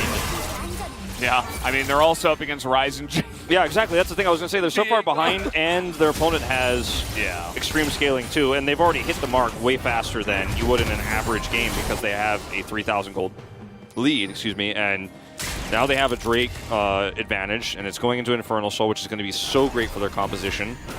And if they had gotten the first Drake as well, like this would just be basically the end of the game, the advantages they have. And I mean, for Damwon Kia here, you don't have a comp that really is great at getting a pick either. You don't have like an assassin that's going to go over and blow somebody up or catch somebody out. So it's even hard to punish a Ryze or a Jace from side laning. You have the Gwen, but she can't do it alone. She needs some sort of lockup. And to get an Ornn into position to do something like that is just so difficult.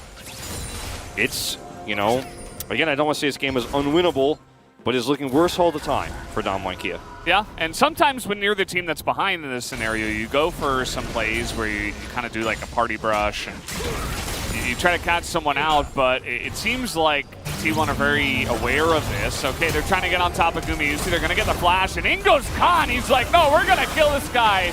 I don't care what you say, as Owner will immediately come in, and now they're just going to take down Khan, but it's a trade of the Ornn for the Jinx, as now they're trying to get on top of Ghost. Keria will just not let this one go, and neither will Faker as he realm morphs his entire team over there. They get another pick. Such a beautiful game from Keria on this Braum. And, you know, there's another one that he was actually setting up for potentially another pick if Damwon Kia aren't careful here. He's like, I'm not stopping until I hit their fountain. But this is going to be an extra charge here for the Rift Herald. And, I mean, there's just nothing stopping T1 right now. The root, the second root. Speaking of which, how far are they going to go? Looks like they're not going to take down the inhibitor. But, I mean, they just have so much control over the map right now. And Damwon Kia are always playing defensively, minus that play from Khan, right? Where he was like, okay, well, I'm just going to force this. Like I was saying before, it's really hard to actually get kills with this comp. They're having a lot of fun. They certainly are. I mean, T1 in general have looked pretty happy since the coaching changes have happened. Like, I think, you know, especially Owner is like, finally I get my chance. Owner, I should say. This is just going to become a meme. I just looked at you and waited until you said something. But, yeah, Khan dies for this, so at the end of the day, it's a 1-for-1, so that's not really worth it, considering T1 are already ahead. But then they get more, because Rise exists. I'm going to trade on live, but there is a blast plant there. And so Faker will be able to get away. As it was Faker who is getting aggressive, trying to take vision in that tri-brush. And, I mean, we'll have to wait and see how this game goes, but 5,000 gold in the lead with an Infernal Drake and probably more to come here for T1 is super comfy. Yeah. Especially with pretty much everybody online, like the Jace 203, the Viego is already on 2 items with 6 kills, the Rise, you know, no stopping him either. He's farming very nicely, he's picked up a kill. The Jinx didn't die all that much, even though Guma isn't really picking up a lot of the kills, he's still very farmed. It's just kind of everybody's on board. The T1 train right now. It's so frustrating as Damwon Kia right now because your comp is designed to have this orange scale towards the later part of the game, look for great front-to-back team fighting, but you're just so far behind that we don't even get to discuss these things because your health bars are at, you know, 2/3 before you can even walk towards T1 because the Shock Blasts are doing massive damage. And then you have a Rise that can root you, so when you decide to try to go, okay, well, we're going to turn, we're going to engage, Rise says, nope, you're not going anywhere. Keria says, nope, you're not going anywhere. All right, we got the Baron started up here. There is a ward for Khan to teleport onto if he wants to. He's going to take the safe teleport. They get the teleport and they back away. T1 going to play it safe. They have really nice kite back potential as well, just poke you out. And the Rise can potentially root if anyone does come close, so they'll get the teleport. And they'll reset here. Yeah. Faker does have Realm Warp available, so they need to be really careful, and they actually have to, you know, back off as they're grouped. so much setup here for T1. Oh, they're trying to burst down the Braum here, and they're going to get the stopwatch out of him, but can they get any more? That is huge! Actually coming out from Ghost, perfectly timed on the ultimate, and here comes Beryl again, and he's got his own stopwatch.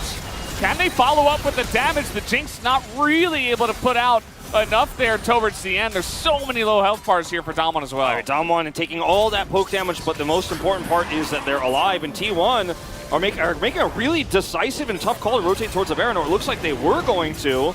They're being a little bit hesitant here. They're actually going to wait for the minion wave. This actually gives time for the lowest of the low health members of Damwon Kia to reset and come back towards the Baron pit. Canyon's going to be able to clear this Drake, and he can back. So going to actually get a ton of health back from that smite, but he still has to back.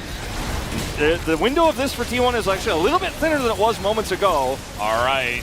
They have vision of this. Still going for it. Yeah, there's 2 wards, and now there's a blue ward and a control. They're trying to get in here and stop this as it's going to go to the smite from the Ornn of all people. Khan, he's able to get over the wall with that unsealed spellbook and get the job done.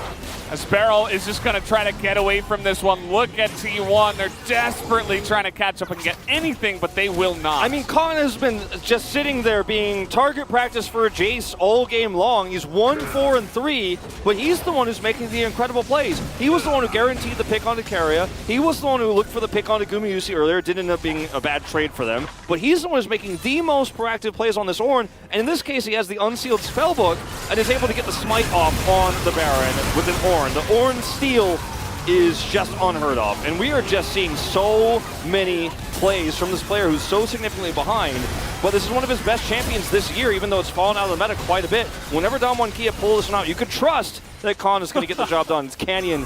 Just get down, Mr. President, Mr. Khan. Shoemaker flashed away. He's like, no, I'm not taking that one. There it is. Here we go. In and out. Easy. Smite on the Ornn. Let's see the comms. All right, prepare your ears. I told you. I don't even know what he said. He just said, "Get out, out, out, out." He didn't even. He wasn't. It was not about himself. He was not like, "Yo, dudes, I got it." He was just like, "All right, get the hell out. I got it. So you guys need to leave." It just sounded like a war cry, and it basically kind of was. Although he was telling everybody to retreat. Khan now banging his Ornn head into things, looking for some more. You can see the confidence shift a little bit, especially with the Baron. They're not going to be able to get a huge Baron power play. T1 are still extremely strong, but it's a bit of a shift. Yeah. You can feel it. No, you really can. And like, now that this composition is starting to come online a little bit, we're going to be seeing ornaments soon. And if Khan can help this team front-to-back team fight with the 280 carries they have, it becomes, you know, a winnable game. There's still a significant goal deficit, but it's not as big as it used to be. Okay. Fine. Ouch. But that's okay. It's okay. It's okay. We get the ouchies sometimes when the Jace is on the other side. Yeah. Beryl is here. Kana knows better of it. I was worried for just a moment there. It's 2 minutes until this next Drake fight. And I feel like this game it's still anyone's to take. Yes, T1 have a nice advantage. They have insane items on their carries. You know, the Jinx, I guess, is the only one that's not fully there yet. She does have just the 2. But when you look at Faker, he's had his Everfrost for a while, has an Archangel Staff completed, has a stopwatch. He's going to be very difficult to kill. He does a lot of consistent damage. Jace poke has already been very real. As you can see, Ghost is going to be the first recipient here of the ornament. Of course, outside of the one that Khan gave himself.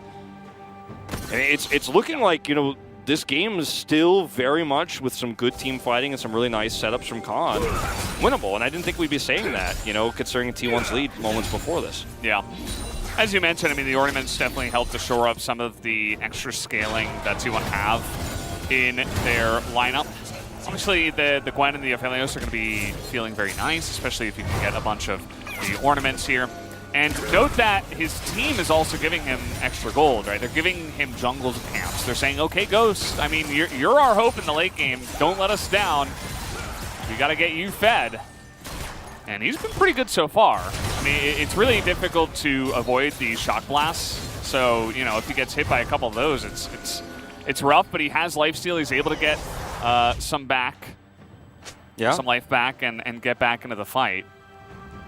This next Drake fight, I think, is really going to be one of the big turning points because neither team can give it.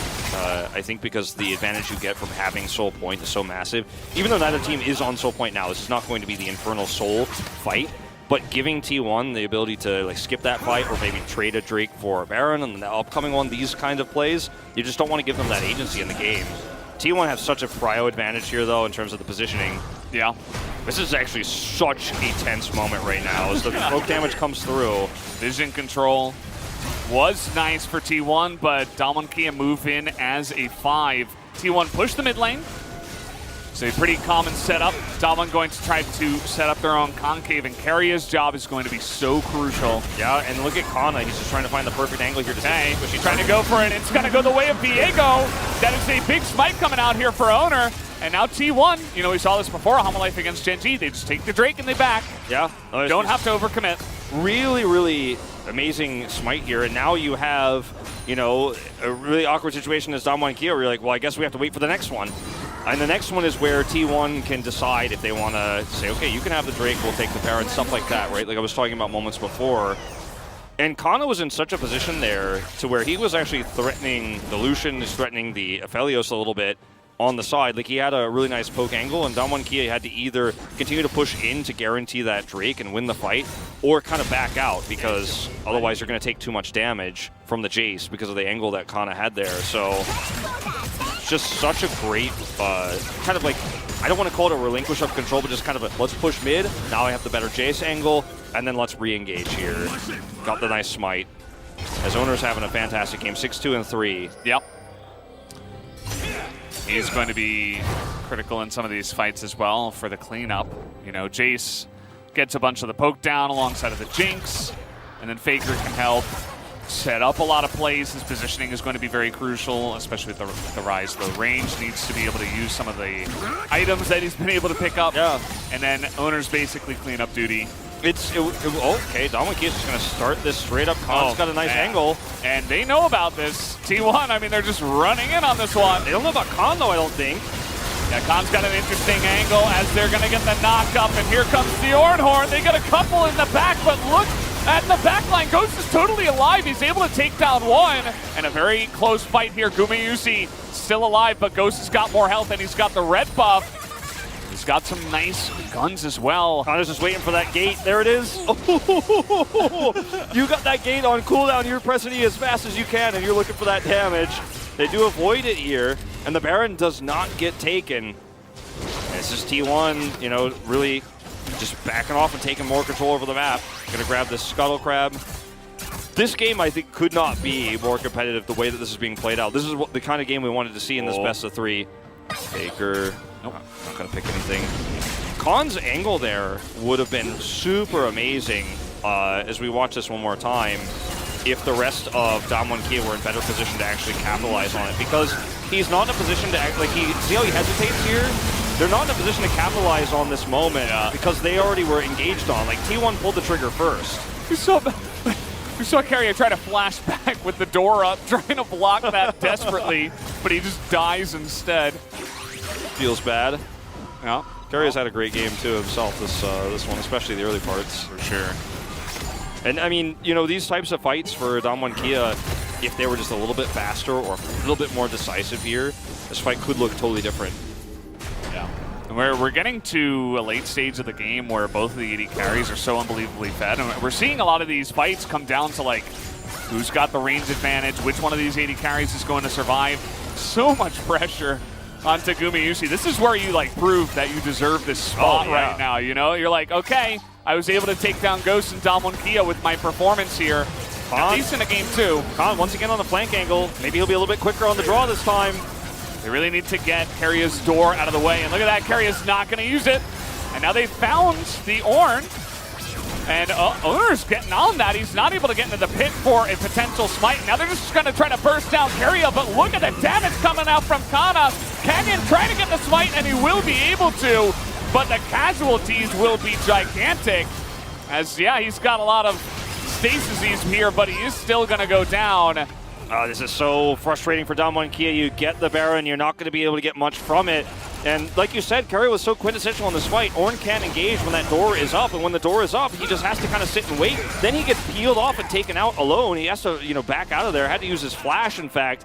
And T1 are like, oh, we're looking to end the game right now. We're 32 minutes in. They're going to try. They have a cannon minion as well. The Baron buff is here, but there's no minions just yet. Keria nearly dies as Everfrost on the con, and now they have Nautilus coming in, and T1 say, nope, we're not going to take that risk, but we have Infernal Drake coming up. Exactly. They have the inhibitor down, and now they can just take the Infernal Soul.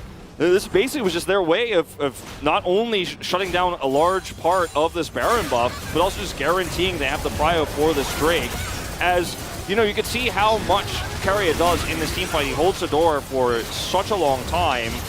And then you can see that, okay, when it happens to be that he engages in, everyone backs off. They're like, oh, well, it's really easy for us to just turn around onto the Ornn. You can see it on the mini-map. As meanwhile, Live there taking the Drake. Damwon Kia are, in fact, taking the Drake. Yeah, because T1 backed away.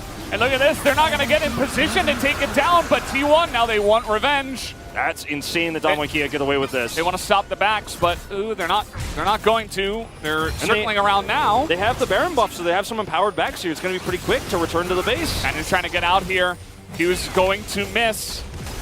And okay, T1 will take the Consolation inner turret at this point in time, but Damwon are able to deny Infernal Soul. That's huge. That's actually bonkers. T1 were fairly low after that really aggressive push towards the mid lane, but completely resetting there just gave Damwon Kia an opportunity to swoop in and take a Drake for free. And Damwon Kia were probably walking up to that Drake going, okay, this is actually the do or die fight where we either win this game or lose this game. And then they showed up and they're like, oh, I see you back there. Nobody's here. I don't know exactly if that context is 100% true because we don't know, because we kind of saw it in Pip there at the beginning of that fight. It's just they had to take the inhibitor and back right away. Yeah. I think they took the inhibitor and for 5 or 10 seconds they were like, maybe we can end, maybe. Yeah. No, let's back. And then they all backed, which if they did it 5 seconds earlier, it might have been perfect timing for them to get in position, but it just wasn't. The timing was just barely off, and Damwon Kia, they're not a team that you can give any inches to, okay? Like, this is a team that they can get like 10,000 gold behind against Gen G, and they can still win in an LCK final, okay? So, well, the thing is, Keria's, he's like, not if I have anything to say about it, because he's had such great performances in these, few team fights we've had. And the problem is that what Damwon Kia really gained from this is just a bunch of time, right? There's a time for this inhibitor to respawn. There's nothing there's no control over the map that T1 have that's going to be threatening their, livelihoods in this game right now. Yeah, T1 can push these side lanes and start to group up and maybe threaten this top inhibitor turret eventually after they grab the inner turret. These are the kinds of things that T1 could do, but you're very happy as Damwon Kia just go, okay, well, the way we win this game is in that later 5v5 team fight on the objective, so now you've buffered yourself 5 more minutes. Yeah. T1 very aggressively making moves around the map.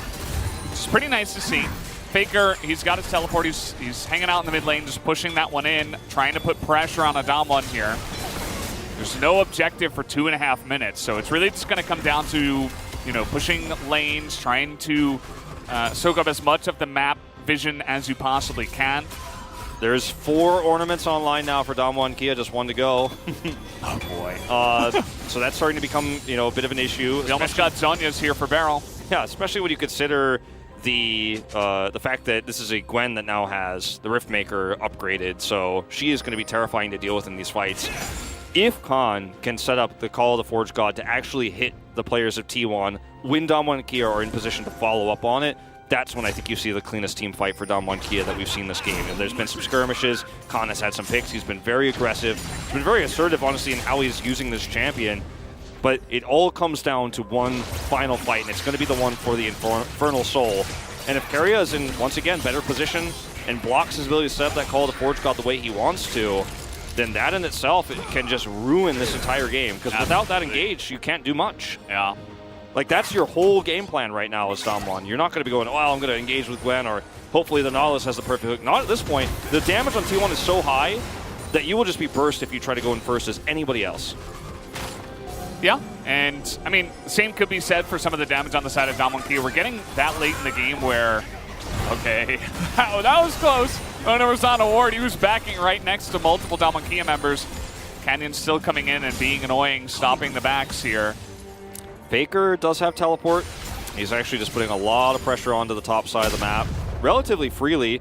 because they have so many wards. See all those wards that everyone's about to walk through to try to punish him, so he knows exactly how much time he has to just teleport out. Teleport. I don't know if he had to teleport there, but guarantees It's he definitely escapes. safer. Yeah, like if he dies there, it's Infernal Soul for Dublin, and they could lose the game. Yeah, so, and not only that, but this teleport puts him closer to his team if they want to look for a potential pick or fight right before the streak. or instead of a having to walk. 5-man Realm Warp, right? Yeah. No, exactly. If you're looking to make plays, yeah, I think that teleport makes sense. Yeah, I mean, it doesn't end up being like, in hindsight, the most amazing play, but all the potential reasons were there. And he also doesn't have all the vision that we do. So Yeah. that's the way it goes. And T1, you can see they're really gearing up for the Baron. Yeah, Baron first, actually. And you do have kind of an open lane here in mid with only the inhibitor. So not a terrible idea. They're trying to engage now, but not quite going to work. Yeah, I don't think it's a terrible idea. But, you know, they decided to throw away their element of surprise and look for a more of a hard engage. If they pick Barrel, that becomes a 5v4 very quickly. He is not tanky. Damwon Kia just squeezed by, and T1 say, sure, take the Infernal Soul. We'll take the Baron. And we've seen this trade before. I don't know if this is the right choice, to be honest. I mean, Damwon Kia, as I mentioned, they have tons of damage. T1 need to get a huge Baron power play with this decision. I mean, they've been prepping this wave this entire time. That's why Faker was up here on the top side of the map. With the Baron buff, you actually have this wave crashing massively. 2 empowered cannon minions coming through, and you can kind of just sit on this and then eventually chip your way to victory with the poke comp that you have. I actually really like this decision considering their comp. Khan spotted here, the ward is pretty massive, but unfortunately they're not able to push the issue here because Khan had that flank angle. They're just gonna back off, man. You know what? I think if they could stick the landing on that push, I would have liked this, and I said as much, but considering what's happened now and the fact that they weren't willing to push it through, like, the Baron buff is temporary, the Infernal Soul is permanent. The Infernal Soul is so gigantic for especially the range that you have. Like, you have Jace and Jinx. If you get that, you can just poke them out of the game, and they're just never able to walk towards you ever. But now instead you have to deal with Culling's in the face with Infernal Soul. You have to deal with Ghost if he's got the right or the right weapons. He can just burst one of your super weak carries down. There's so many different ways for you to potentially get poked out now because you give away.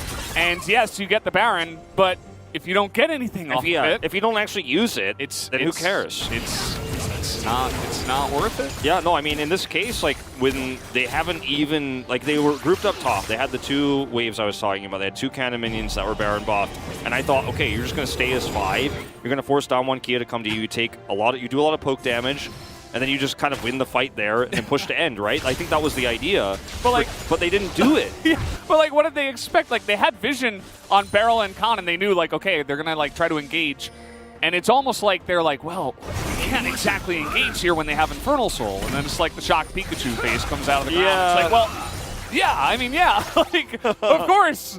You know? I mean, I think if they were a little bit more decisive there, too, they could have handled that engage and then look to maybe get a pick there onto Barrel or Khan and then look for the push to end. Like, I still do respect T1's decision, but obviously, in hindsight, it was absolutely not the correct decision because what they did with it, or rather what they did not do with this Baron buff, is why it just doesn't matter. Yeah. And you could say, like, yeah, okay, they get some extra gold with the Baron power play. They can, buy their final items, and maybe that's worth it. Well, the Infernal Soul is worth a lot more than 2,500 gold at this point in the game. Absolutely. It's permanent. That's the thing. Like, this Baron buff is over now. Yeah. And if Damwon Kia can, wait 3 minutes and then they get the equivalent of 2,500 gold and they get their final items, then nothing was gotten here really by T1. If they were going to, win the game off of just not really having any traditional 5v5 team fights with this, you wouldn't worry about the Infernal Soul as much because what Damwon Kia have in poke isn't as great. Yeah, they have the culling like you mentioned. That's one of the bigger, more annoying things. They have, of course, Ghost's ultimate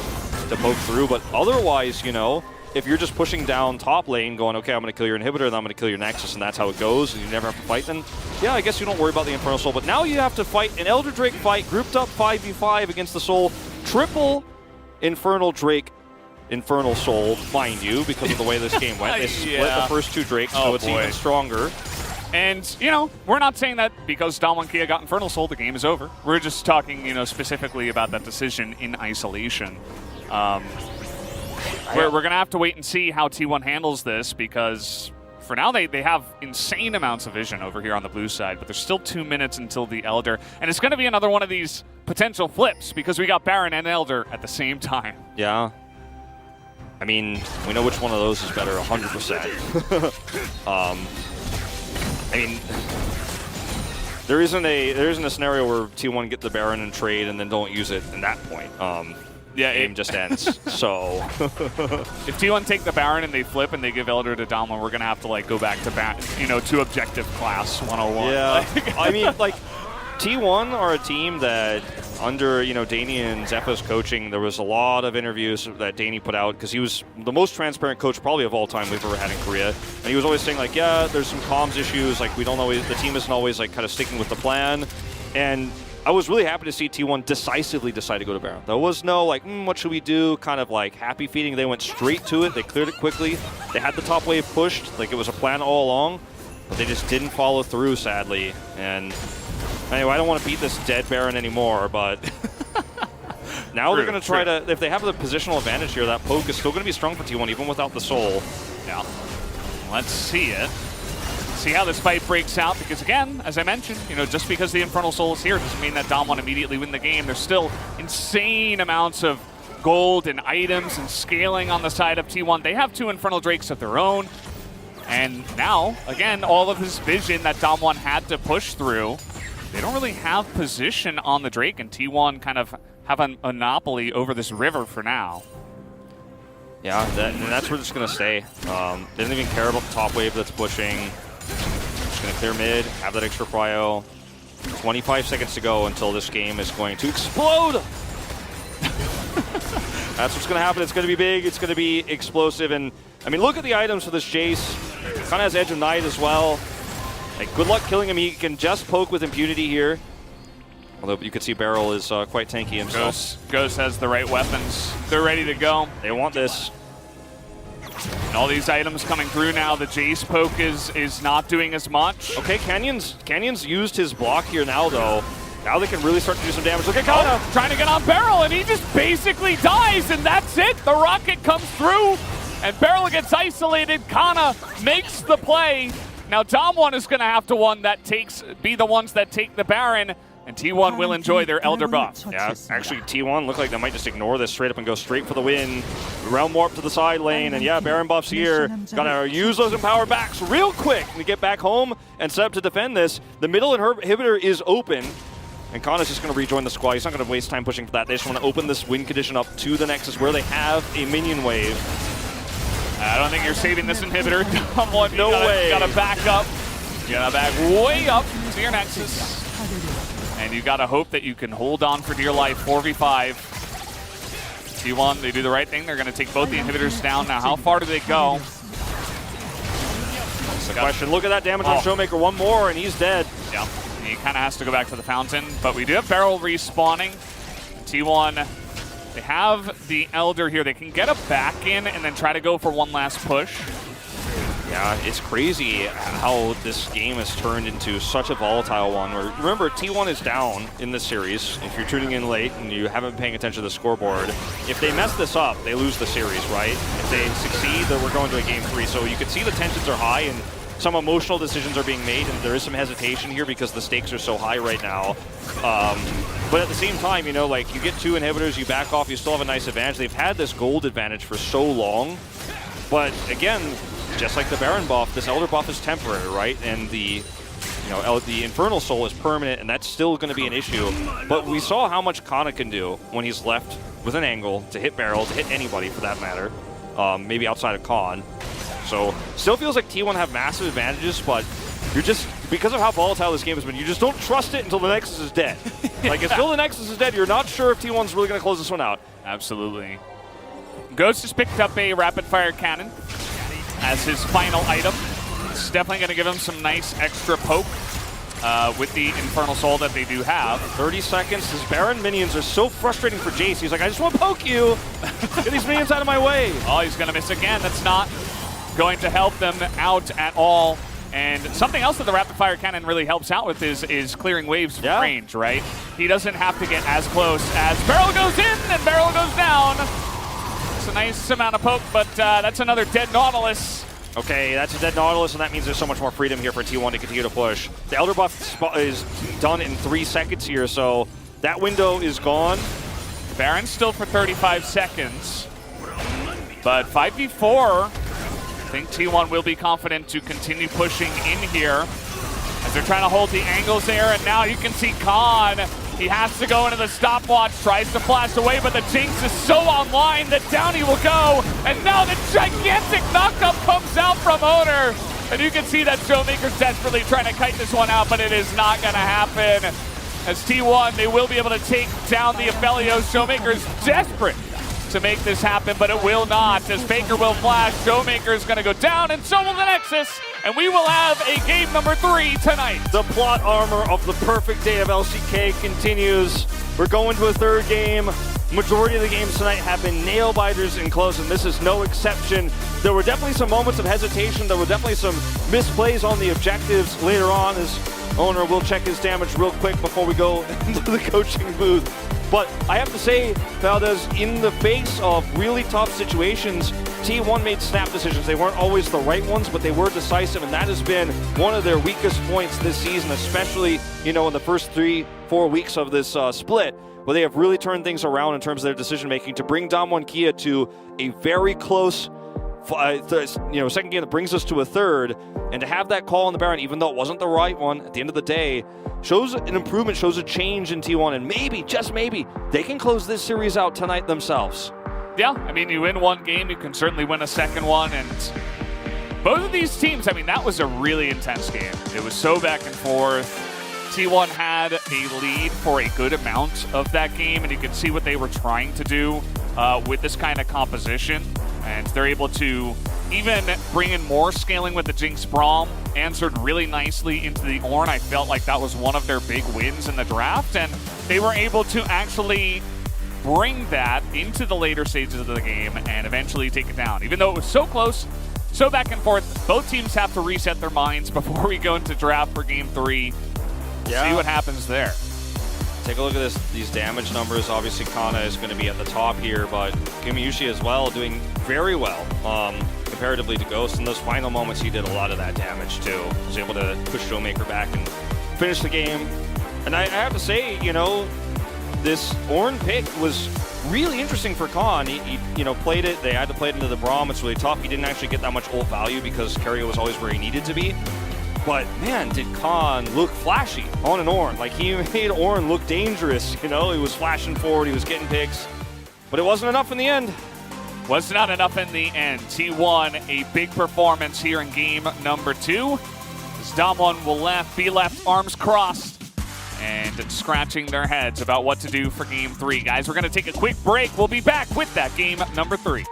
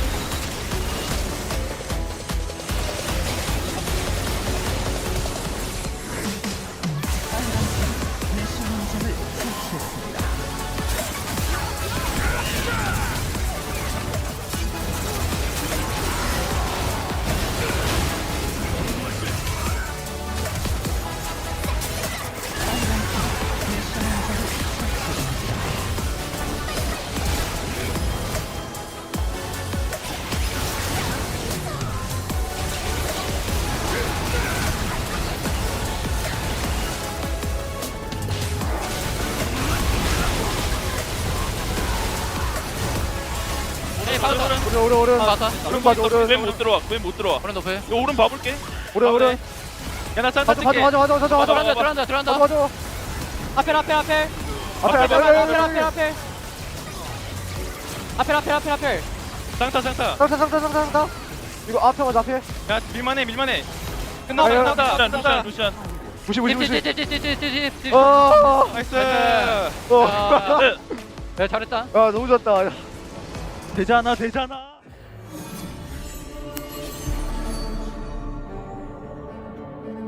So, where was I? Ah, that's right. Senna and Lucian sailed to the Sentinel headquarters, but only found a strange, sweet girl and a single rookie Sentinel.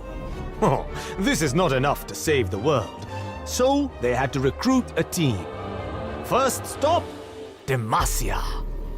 The black mist was everywhere, ruining people. The scoundrel was also there, stealing a magic relic while the team fought a ruined dragon? Woman? Dragon. They were helped by a demon slayer who plays by her own rules. Like Akshan, but with less bending and breaking. When all was settled, the Sentinels had their first recruit. On to the Freljord, where even their summers are frozen solid. Surprisingly, no Sentinels. Instead, the team found a madman who wanted his comeuppance in battle. They also met a sad, depressed Yordle named Vex. Looks like Viego is also recruiting. Our new friend has 2 axes. This is better, I think. Finally, in Noxus, the Sentinels met a fierce swordmaster. Together, they sneaked into the Immortal Bastion, but the ruined king was already there. Turns out he's gathering parts of his queen's soul to bring her back to life. Again! Viego then scurried off and sent in the worst of heals. Still, not all was lost. The Swordmaster joined the cause, although her weapon was not up to Sentinel code. Let's see how she fares in the battles to come.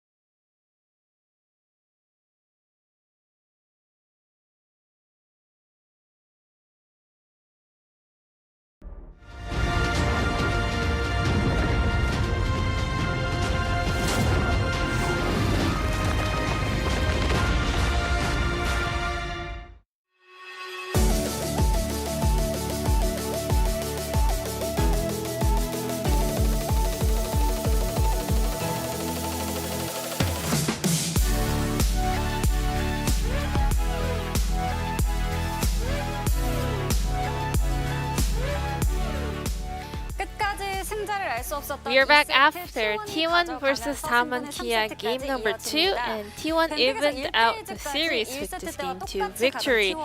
We had a bit of a run back up until the first rotation of the pick, but Zach getting banned out added some adjustment for both teams' champion select.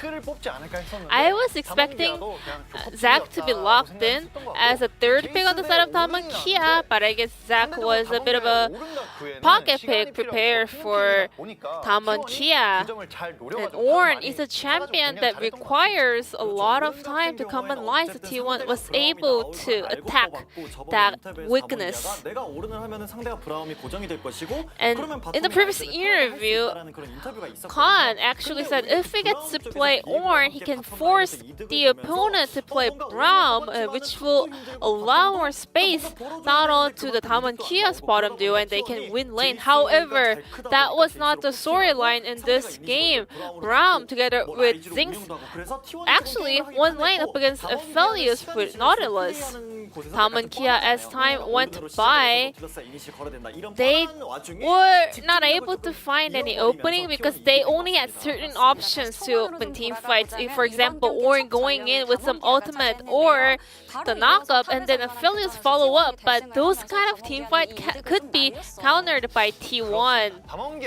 And let's take a look at this first replay. Damwon Kia was able to get some early leads. Aphelios had the push priority, so it was 5-on-4 team fights in favor of Damwon Kia, which means they are the one having the agenda to open up this team fight and try the Herald. And T1, for sure, they lost the trade around this objective. However, the follow-up decision from Damwon Kia was pretty off. Aphelios made a rotation up onto the top lane, so he decided to lane swap on the top lane.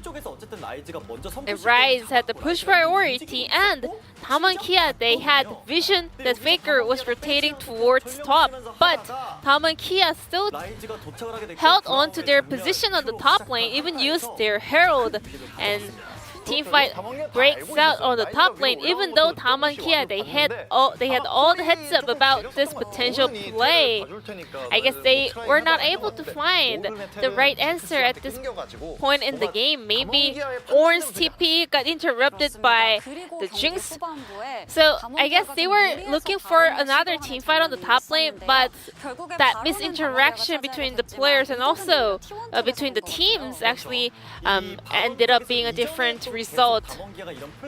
And here's a second replay. Damwon Kia realized that they cannot match Jace in the side lane, so they kept calling the Jace over to the top side of the map by opening a fight around the Baron. However, they didn't have enough damage to burst down this objective, so Canyon even used his ult to just chunk down the Baron, but still that was not enough, so Showmaker even flashed over the wall in order to help Canyon finish up the Baron. So they did secure that objective, but they had to invest almost everything they've got. So it was a very easy game for T1 to play this out heading to the late game. I guess Damwon Kia, they were struggling dealing with the Jace in the late game, so they were desperate to make some upsets on the other side of the map, but T1 didn't really have any issues dealing with those setup from Damwon Kia. Kana will pick up the POG on Jace. He was the menace in this game.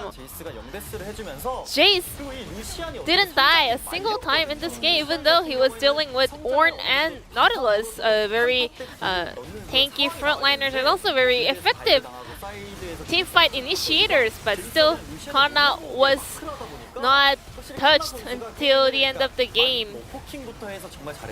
Kana's poke was everything T1 relied on in the end of the game as well, and that pick on to Burrow was the one that costed the game from Damwon Kia. And Kana picked up 9 votes out of 12 with that Jace performance. Now we are heading into game number 3 between T1 and Damwon Kia, or maybe number 6 of the night, so I'm throwing it back to our casters. Thank you. Thank you, G-Sun, for that wonderful translation once again. And we are getting into our final game of the night, Game 3 between T1 and Damwon Kia. T1 able to bring it way late into that game, Kana, with some huge damage numbers and some great picks on the Jace. Will we ever see it banned away? Yeah, that's the question. It's been a fantastic series so far here for both teams. I mean, there have definitely been some shortcomings. There have been some weird moments, you know, but the objective trade we saw there almost costing T1 big, but they were able to close it out at the end of the day. Damwon Kia will pick red side, in fact, here. So once again, T1 will actually have that blue first pick option. And I wonder where the bans will go, because we saw both games 1 and 2 look very similar, right? We had the Zac to start things off, and then that was banned away the second time. We had kind of adapted versions of the Game 1 draft. I think in Game 3, selfishly, I'd like to see something completely different, but I think that we probably will, honestly, considering that, you know, both these teams have kind of shown their cards a little bit both times.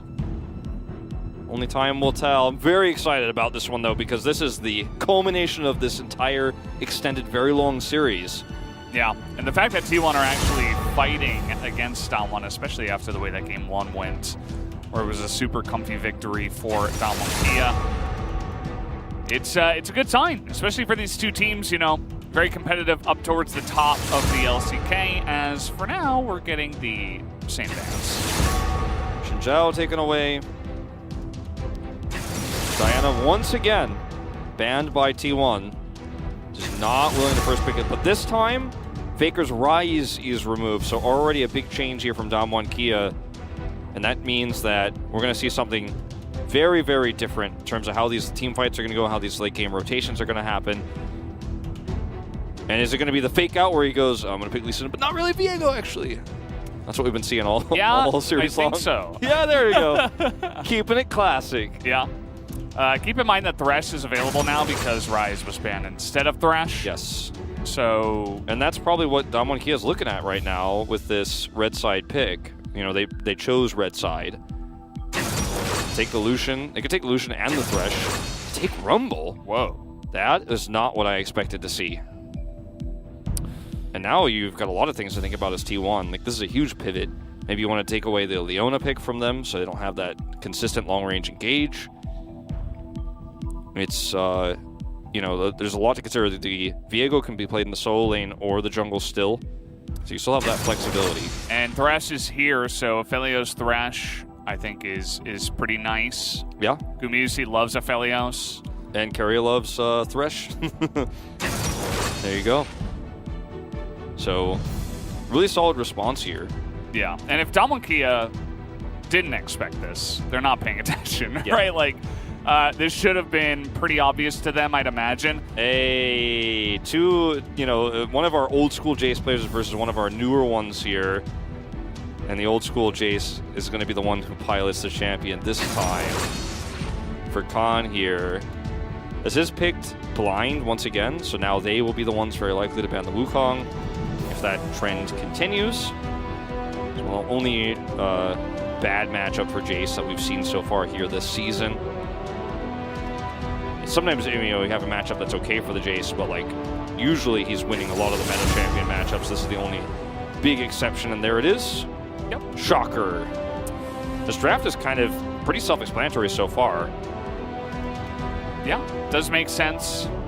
There's already a whole lot of poke on the side of Damwon Kia. So some kind of beefy front line that's not just Thresh on the side of T1 might be nice. If Damwon Kia get ahead and they just drop, you know, nukes basically onto the back line of Aphelios and even Viego, you're not going to have a great time. So I'm curious to see how they're going to work around that here. Kalista is a great ban here, I think, considering that Damwon Kia have a lot of burst damage. They have long range with the Rumble, the Jace. If you add the ability to have like a Gragas engage from far away with the Kalista that's going to have such a great time in lane, that could be a nightmare. Now this is where it gets tricky. I like the Aurelia too, given the Jace. It's a really smart ban. Now you could ban the Leona if you don't want to deal with that, and she works well with all sorts of AD carries. They do that because if you try to ban another AD carry like the Ezreal, then you're really just kind of throwing darts, you know, with a blindfold on at the board, like trying to really kind of guess what Ghost might want to play here. But the Leona ban is going to be strong in every scenario for every AD carry that's left, except the Kog'Maw. Yeah. That is the most telling pick of what is coming next. And, you know, T1, it's not like they can pick away the Kog'Maw, right? So they're just going to have to prepare for what could definitely be Kog'Maw Lulu here. And they're just going to double down on playing another of Faker's most famous champions of all time, this Azir, and double down on the late game damage output and scaling, because they're like, okay, you're going to scale up to the Kog'Maw, then we're going to have to match that scaling. We're going to have a comp that can play well in the later parts of the game, rather than, because it's so difficult to actually snowball against the Kog'Maw, when you're running an Aphelios lane, like you can't really get a huge edge and all in on trying to get a tempo advantage super early on in the game. So Lee Sin will be the final pick here, which means it's probably going to be Viego on the top side of the map. And I mean, I guess there was like a small amount of mystery, like was he really going to play the Kog'Maw? But yeah. Yeah, I mean, there's no real reason to pivot out of that anyway, so you just go ahead, pick up the Kog'Maw, and basically just try to hold on to your flash so that you don't get Embers divided. And there's a whole lot of burst damage on their side. I mean, they have some pretty insane range as well. Damonkia and T1.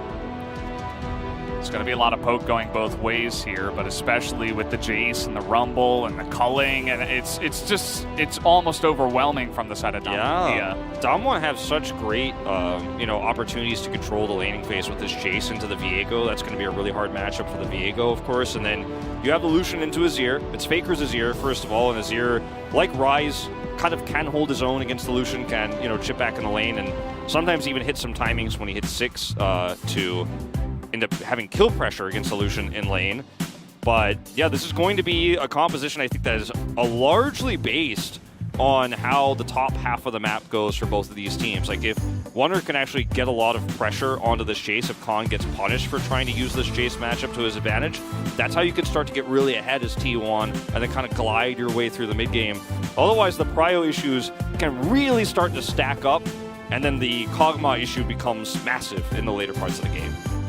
Yeah, they'll try to snowball that through the lanes and see what they can get going later on in the mid to late game, as it looks like we are ready to jump into game number 3. T1 up against Damonkia. This is a huge match. We're towards the middle stages of the second round here in Summer, and every match counts, every win, especially against other top teams, because these are the hard points to gather. Ooh. No, I said, ooh, come on, Khan. Well, that's going to force a back. Very likely here. Yeah. Get a nice little ward in. Doesn't lose any summers or anything crazy like that. And, you know, going to just reset everything. Not going to be too impactful at the end of the day. And having that ward is nice, as you mentioned. It's really awesome to me as someone who's just come into casting the LCK this year to have the ability to cast Faker, first of all, but also in 2 metas where he gets to play his iconic Azir and now his Ryze. You know, both of those champions in the same series. It was pretty cool to see. Yeah. You know, League of Legends' most decorated pro right before our eyes playing one of his most famous champions. Love to see it. As Khan is like, I'm going to get every advantage out of Jace that exists. I have a ward here, so. So annoying. And the Viego is going to come down and say, okay, get away from my jungler. Viego can be quite annoying himself. As some trades go back. Conqueror's proc. Can't really walk through that tight corridor against the Viego, so Khan has to kite back a little bit. Might have been actually zoned out of like maybe 1 CS of XP, didn't quite see. Yeah, pretty small amount, if so. And they both, of course, lost the same amount of minions there. You're free to do this as Jace, because even if you end up taking a slightly worse trade, and yes, Viego has insane sustain, you're still going to end up chipping away at him. That's just how this works. So you don't feel too terrible about that at all. Yeah. Meanwhile, this lane, so far, pretty good for Showmaker in terms of the prio. Yeah. And this feels like a pretty nice meta for Faker with all the Lucian coming back in. The Rise and the Azir, both very nice about laning into this pick, as that was a pretty insane hook. This is part of the reason why you don't give Thresh to Keria, because he's actually just a monster on this champion. Yeah, it's not just that he gets like crazy death sentences. Just wait and see. I mean, we've all seen it before. Oh, I mean, yeah. Not to mention that his lanterns are really good, so it's just really frustrating to play against a composition like T1's when you're trying to get those last hits on the champion. You're trying to get those kills secured, and you know, Karia's got the lantern right over the wall, right when you thought you had a kill. He says no, and this is actually going very well for the T1 side of the bot lane right now. Even had, just for a moment, Owner, there's the hook. Yeah, he's gonna get the hook. Here's the ignite. They have the root, and easy peasy does it. Down in the bottom side, Ghost is gonna trade back a nice amount of damage, but at the end of the day, it's first blood and it's 2v1. He can't do anything to gather that one back as Khan, what? He misses, and there it is. The flash is used for nothing. And Canyon's waiting like, what's going on here, buddy? Wow, that is such a huge move. Coming through here on the top side of the map from Kana, ends up hitting the stun in just a greedy moment. And so for a second I thought our UI was bugged because it was staying with the Jace for so long there. But ends up being a really massive win here for the Viego into this matchup of the Jace. And what a turn of events. We're going to watch the bottom exchange first. This is Karia's death sentence here. And this one is not, I mean, it's a basically max range hook. This is what you expect, but it's not as impressive considering the angle that Damwon Kia were kind of corralled into between the turret and the wall. Those are the easiest hooks to hit because you don't have much wiggle room. Khan goes forward here, uses his W for the attack speed, and then Kana just speeds up and hits the stun. Just on the edge, too. Khan almost stutter steps it. Then he actually misses his shock blast, but that's insignificant. Wastes his flash, too. 어떠냐고. How was it? How do you like that? How do you like that? I like it. Okay, but this is not done yet. Khan wants to strike back. Canyon's like, man, I wish I was playing Zac. Trying to get that damage down with the flash harpoons instead, and they will. So the Rumble is going to enjoy a nice gank anyway. He has to use his flash, but they get the job done, and a nice follow-up here from Canyon. See if Keria can get another death sentence here. I mean, this game can very quickly balloon out of control, especially for T1 going into the mid game with this composition. You end up getting 2 fed on an Azir, for example, and a Felios, and a Viego. And like, how do you win these fights even in the mid game? Oh man, Owner is non-stop in the action here as Kana looking to collapse in. Hello. Yeah, Canyon's in a rough spot. He gets stunned down, and down he will go. So much aggression being shown on both sides. I mean, Canyon, he doesn't even have his top laner up in the top side, and he's like, I guess I can just invade the enemy jungle. Not the case. Nope. And now this is just going to be so much free farm here for Kana. I mean, the situation in this game is starting to spiral so quickly. Like I was saying, this is one of the worst scenarios for Damwon Kia that you could ever imagine. Ghost is on Kog'Maw, right? He's going to eventually catch up. He's going to be given a lot of minions. He will be fine later on, but you're really crippled right now. They're going in. The root comes in. The play is so easy as well. Keria just looking to kite it out, and that is just the awesome death sentence follow-up. They're going to get a double kill. And Canyon's like, guys, what's going on here? At least his presence is going to be able to secure the kill for Ghost, but it's still great for T1 on the trade. Yeah, and Keria gets out. That's 3 kills for Keria, actually. Well, all the assist gold is really going to start to stack up. And Time to go AD Thresh. Yeah, all the... He's got his mobility boots online real quick. You can see that. It's starting to stack up, and also the time lost for Ghost in lane is really frustrating because he's losing so many minions. He's losing so much of that gold that he so desperately needs.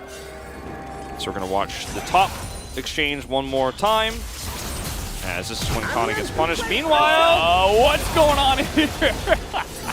Khan's dead. T1. Canyon again is like, please, guys, just stop dying. Like, I'm trying to help. I can't do everything in every lane. T1 have such a massive lead now. I mean, we're talking about a 2,000 gold lead at 7.5 minutes, 30 seconds before the Rift Herald spawns. So we're going to have total control of the map before that. see a check comes through with a Scryer's Bloom here for Keria. Can confirm that no one is on the Drake. Knows that, okay, Canyon's probably towards the top side of the map, but not going to be able to take the Drake. And now they just have the opportunity to try to take 2 aggressive objectives. This is going to be the first person view, of course. From, yeah, and in live, okay, here we go again, and the damage is there yet again. It's okay, we saw it already in the replay, it looks the same. Yeah, this is crazy. This is unbelievable. This is why you ban the Thresh.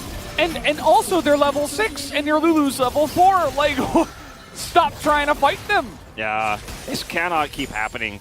I mean, I don't want to call this game over, but we're getting very close to an unrecoverable game for Damwon, especially the bottom lane. That's now finding itself 30 CS behind because of all that Death Timer time he spent. He spent the Death Realm not in lane. Now they're going to get the Rift Herald. There's just absolutely no one nearby. Rumble is hanging out on the top side of the map. Canyon's over there, where unfortunately to him, Kana is nowhere nearby.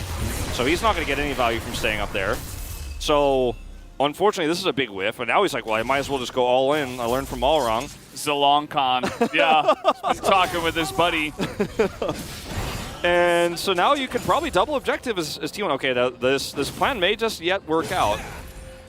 The zoom in. The zoom in.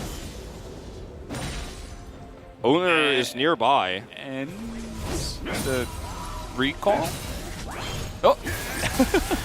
Oh, he's not selling it very well. Yeah, and yeah, like Kana's like, I see you. Yeah, yeah. His third eye sees him, his mind's eye. And well, Valdez, this is shaping up to be potentially a disastrous end to this series. Yeah, nice calling. Showmaker trying to make something in the mid lane, but even there, Faker's winning in CS. Like, there's not really much of a redeeming factor here. I suppose the Jace is winning in CS, but if you're not, then the game might surely just truly be over. Barrel is playing with fire here. I don't think, I mean, they definitely couldn't see that if they're not in the brush there, and I don't think they were, so they don't know he's here necessarily, but there's nothing he can do about this. It's just an easy solo Drake take. Uh-oh. Look at Faker! No way. He's like, I'm gonna assassinate that guy. I'm gonna dive the mid turret. Just watch me, guys. Faker was almost in position to actually get a kill there, or at least force flash with his Emperor's Divide.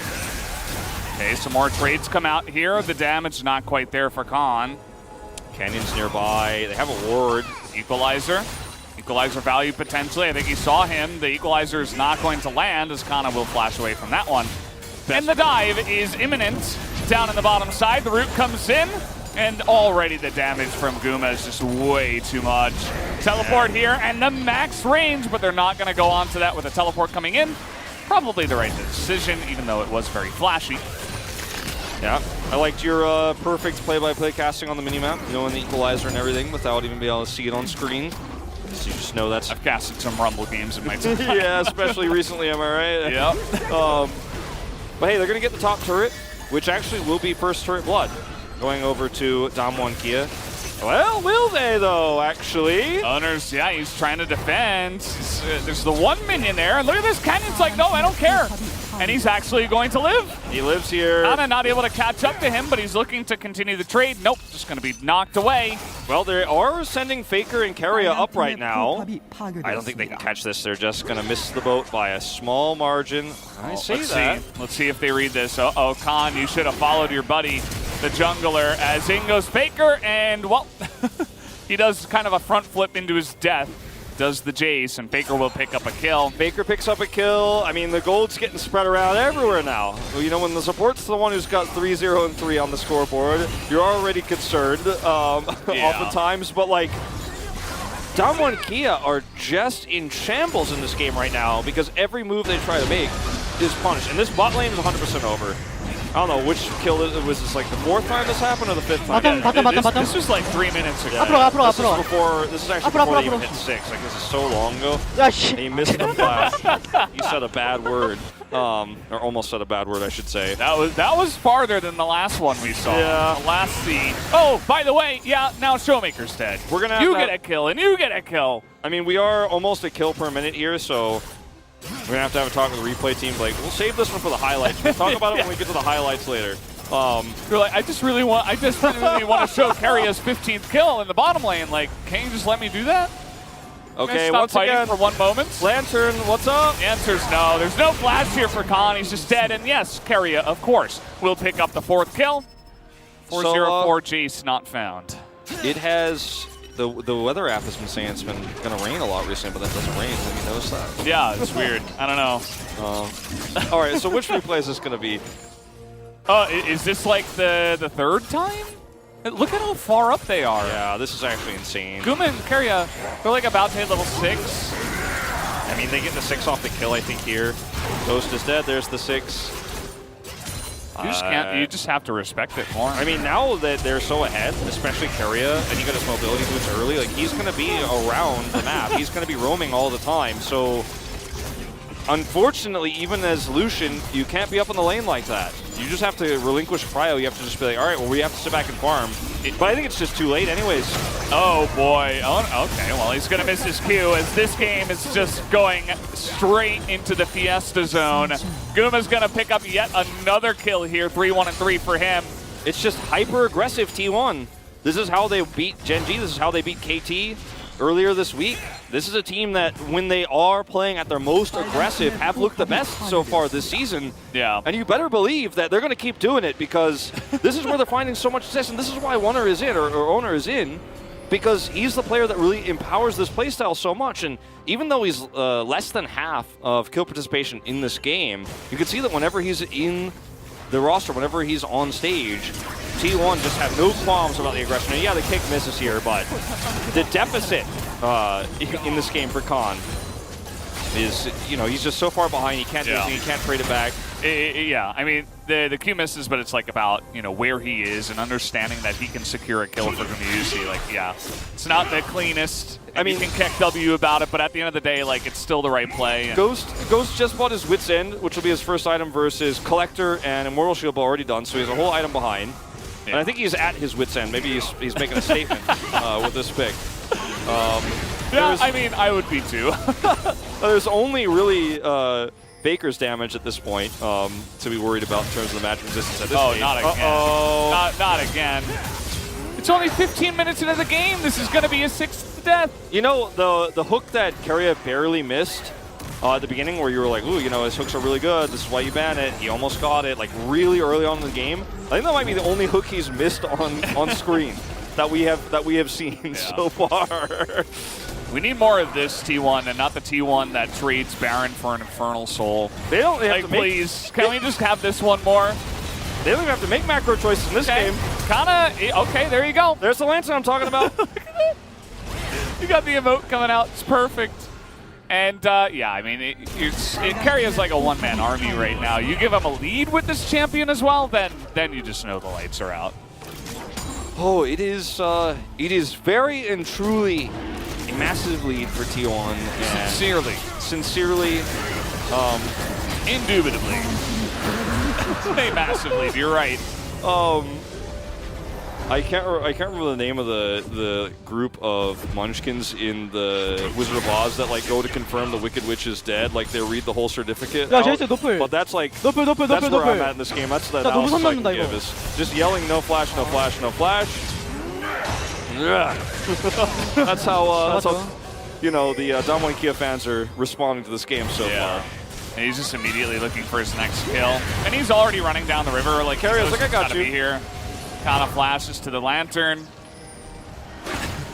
Yeah. Get another win for the Thrash. I wonder who's going to win player of the game in this one.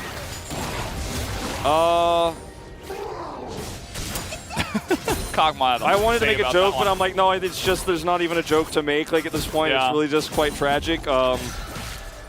He's got the most kills in the game. He does, actually. He's still #1. The most kill participation, the most assists. 75% of... Does he have the most gold now? No way. We're not there yet.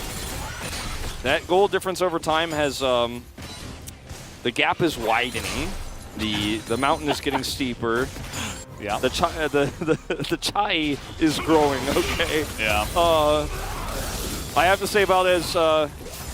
if you're Damwon right now, you are so desperate, but every time you make a desperate play, you fall deeper and deeper behind. You're digging your own grave.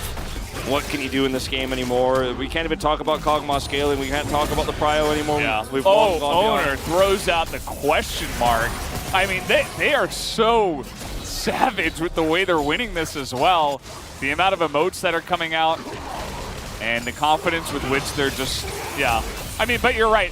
We've gotten to a place in this game now where the lead is so gigantic that all of the stuff that we could have potentially talked about in this game, like the draft and, you know, if it were a close game, kind of goes out the window. Khan's poke, yeah, no, not going to discuss it.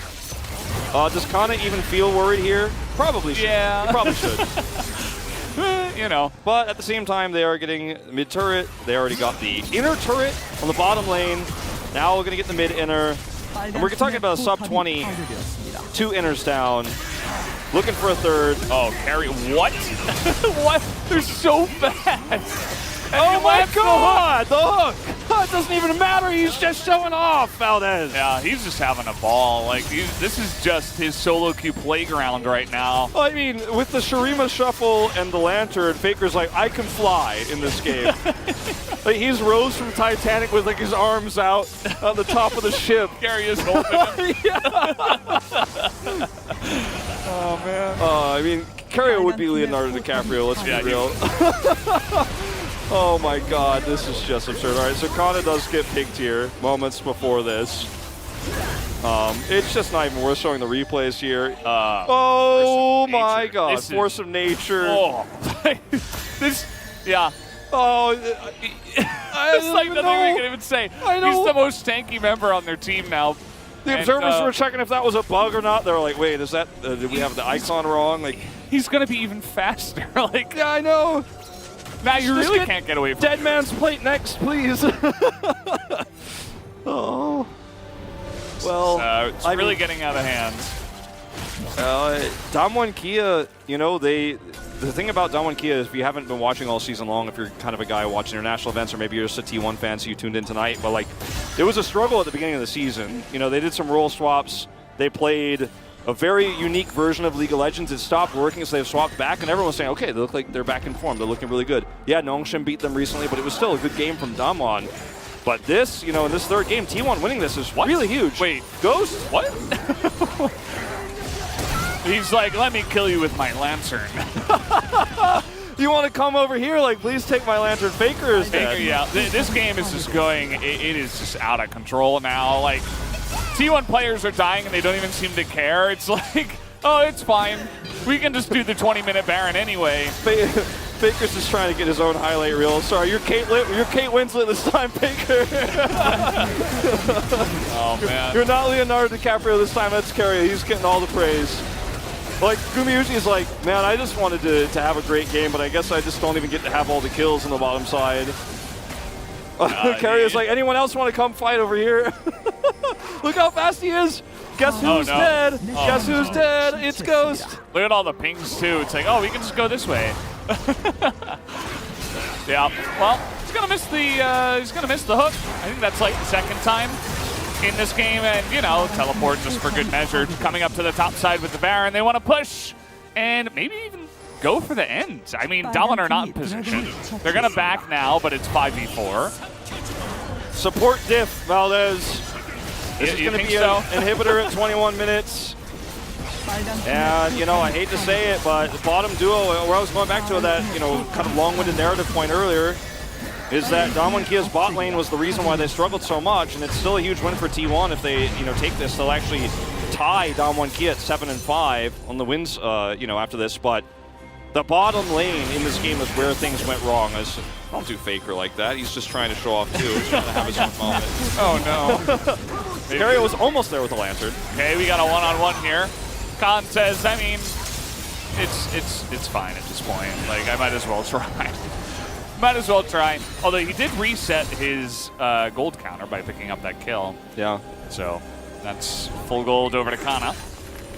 And, you know, it was a big tempo advantage that Cario had. And he's just so good at roaming when he has an advantage. He got Moby Boots early, just roamed all over the map, found value in every single lane.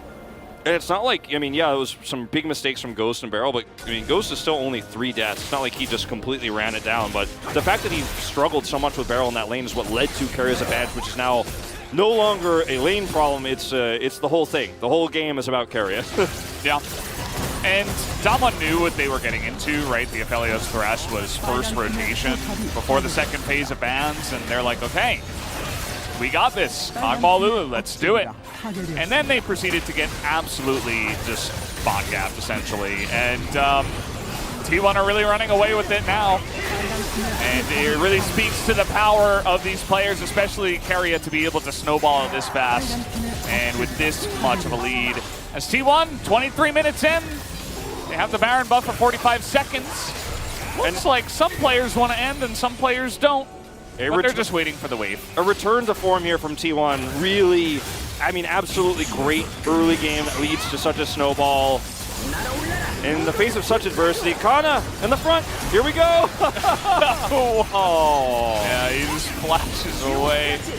All right, well, Equalizer comes out, and you can see Showmaker's desperately trying to kite it out here as the stun goes down onto Khan, as Owner's doing a good job of zoning the rest of the team.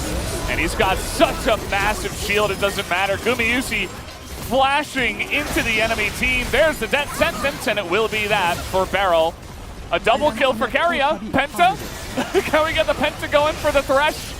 I feel like he definitely deserves it at this point, but we're going to look for the kick. It's not going to be good, but it does not matter. The Nexus will go down in 23 minutes, and T1 will absolutely clobber them here in game number 3. Easiest POG vote of my life. That was the best solo performance I've seen on a support since I started casting League of Legends, and I mean, this is vintage T1. This is aggressive T1 that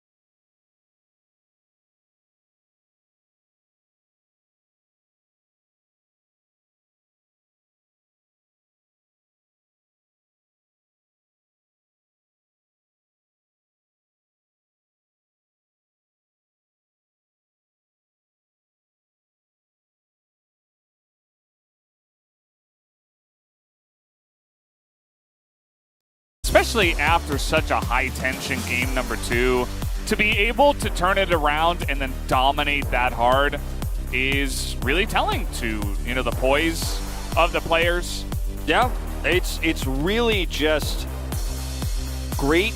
I mean, the ability for Moment and Stardust to take them after that grueling game 2, keep your spirits high, go into a game 3 like this where you're playing your best game of League of Legends, all 5 players, and Keria is leading the charge. And yes, we have to address the bot lane of Damwon Kia, the elephants in the room here. They struggled. They way overextended. They did not respect Keria. What? What'd you say? I'm like about to scream down like, Keria!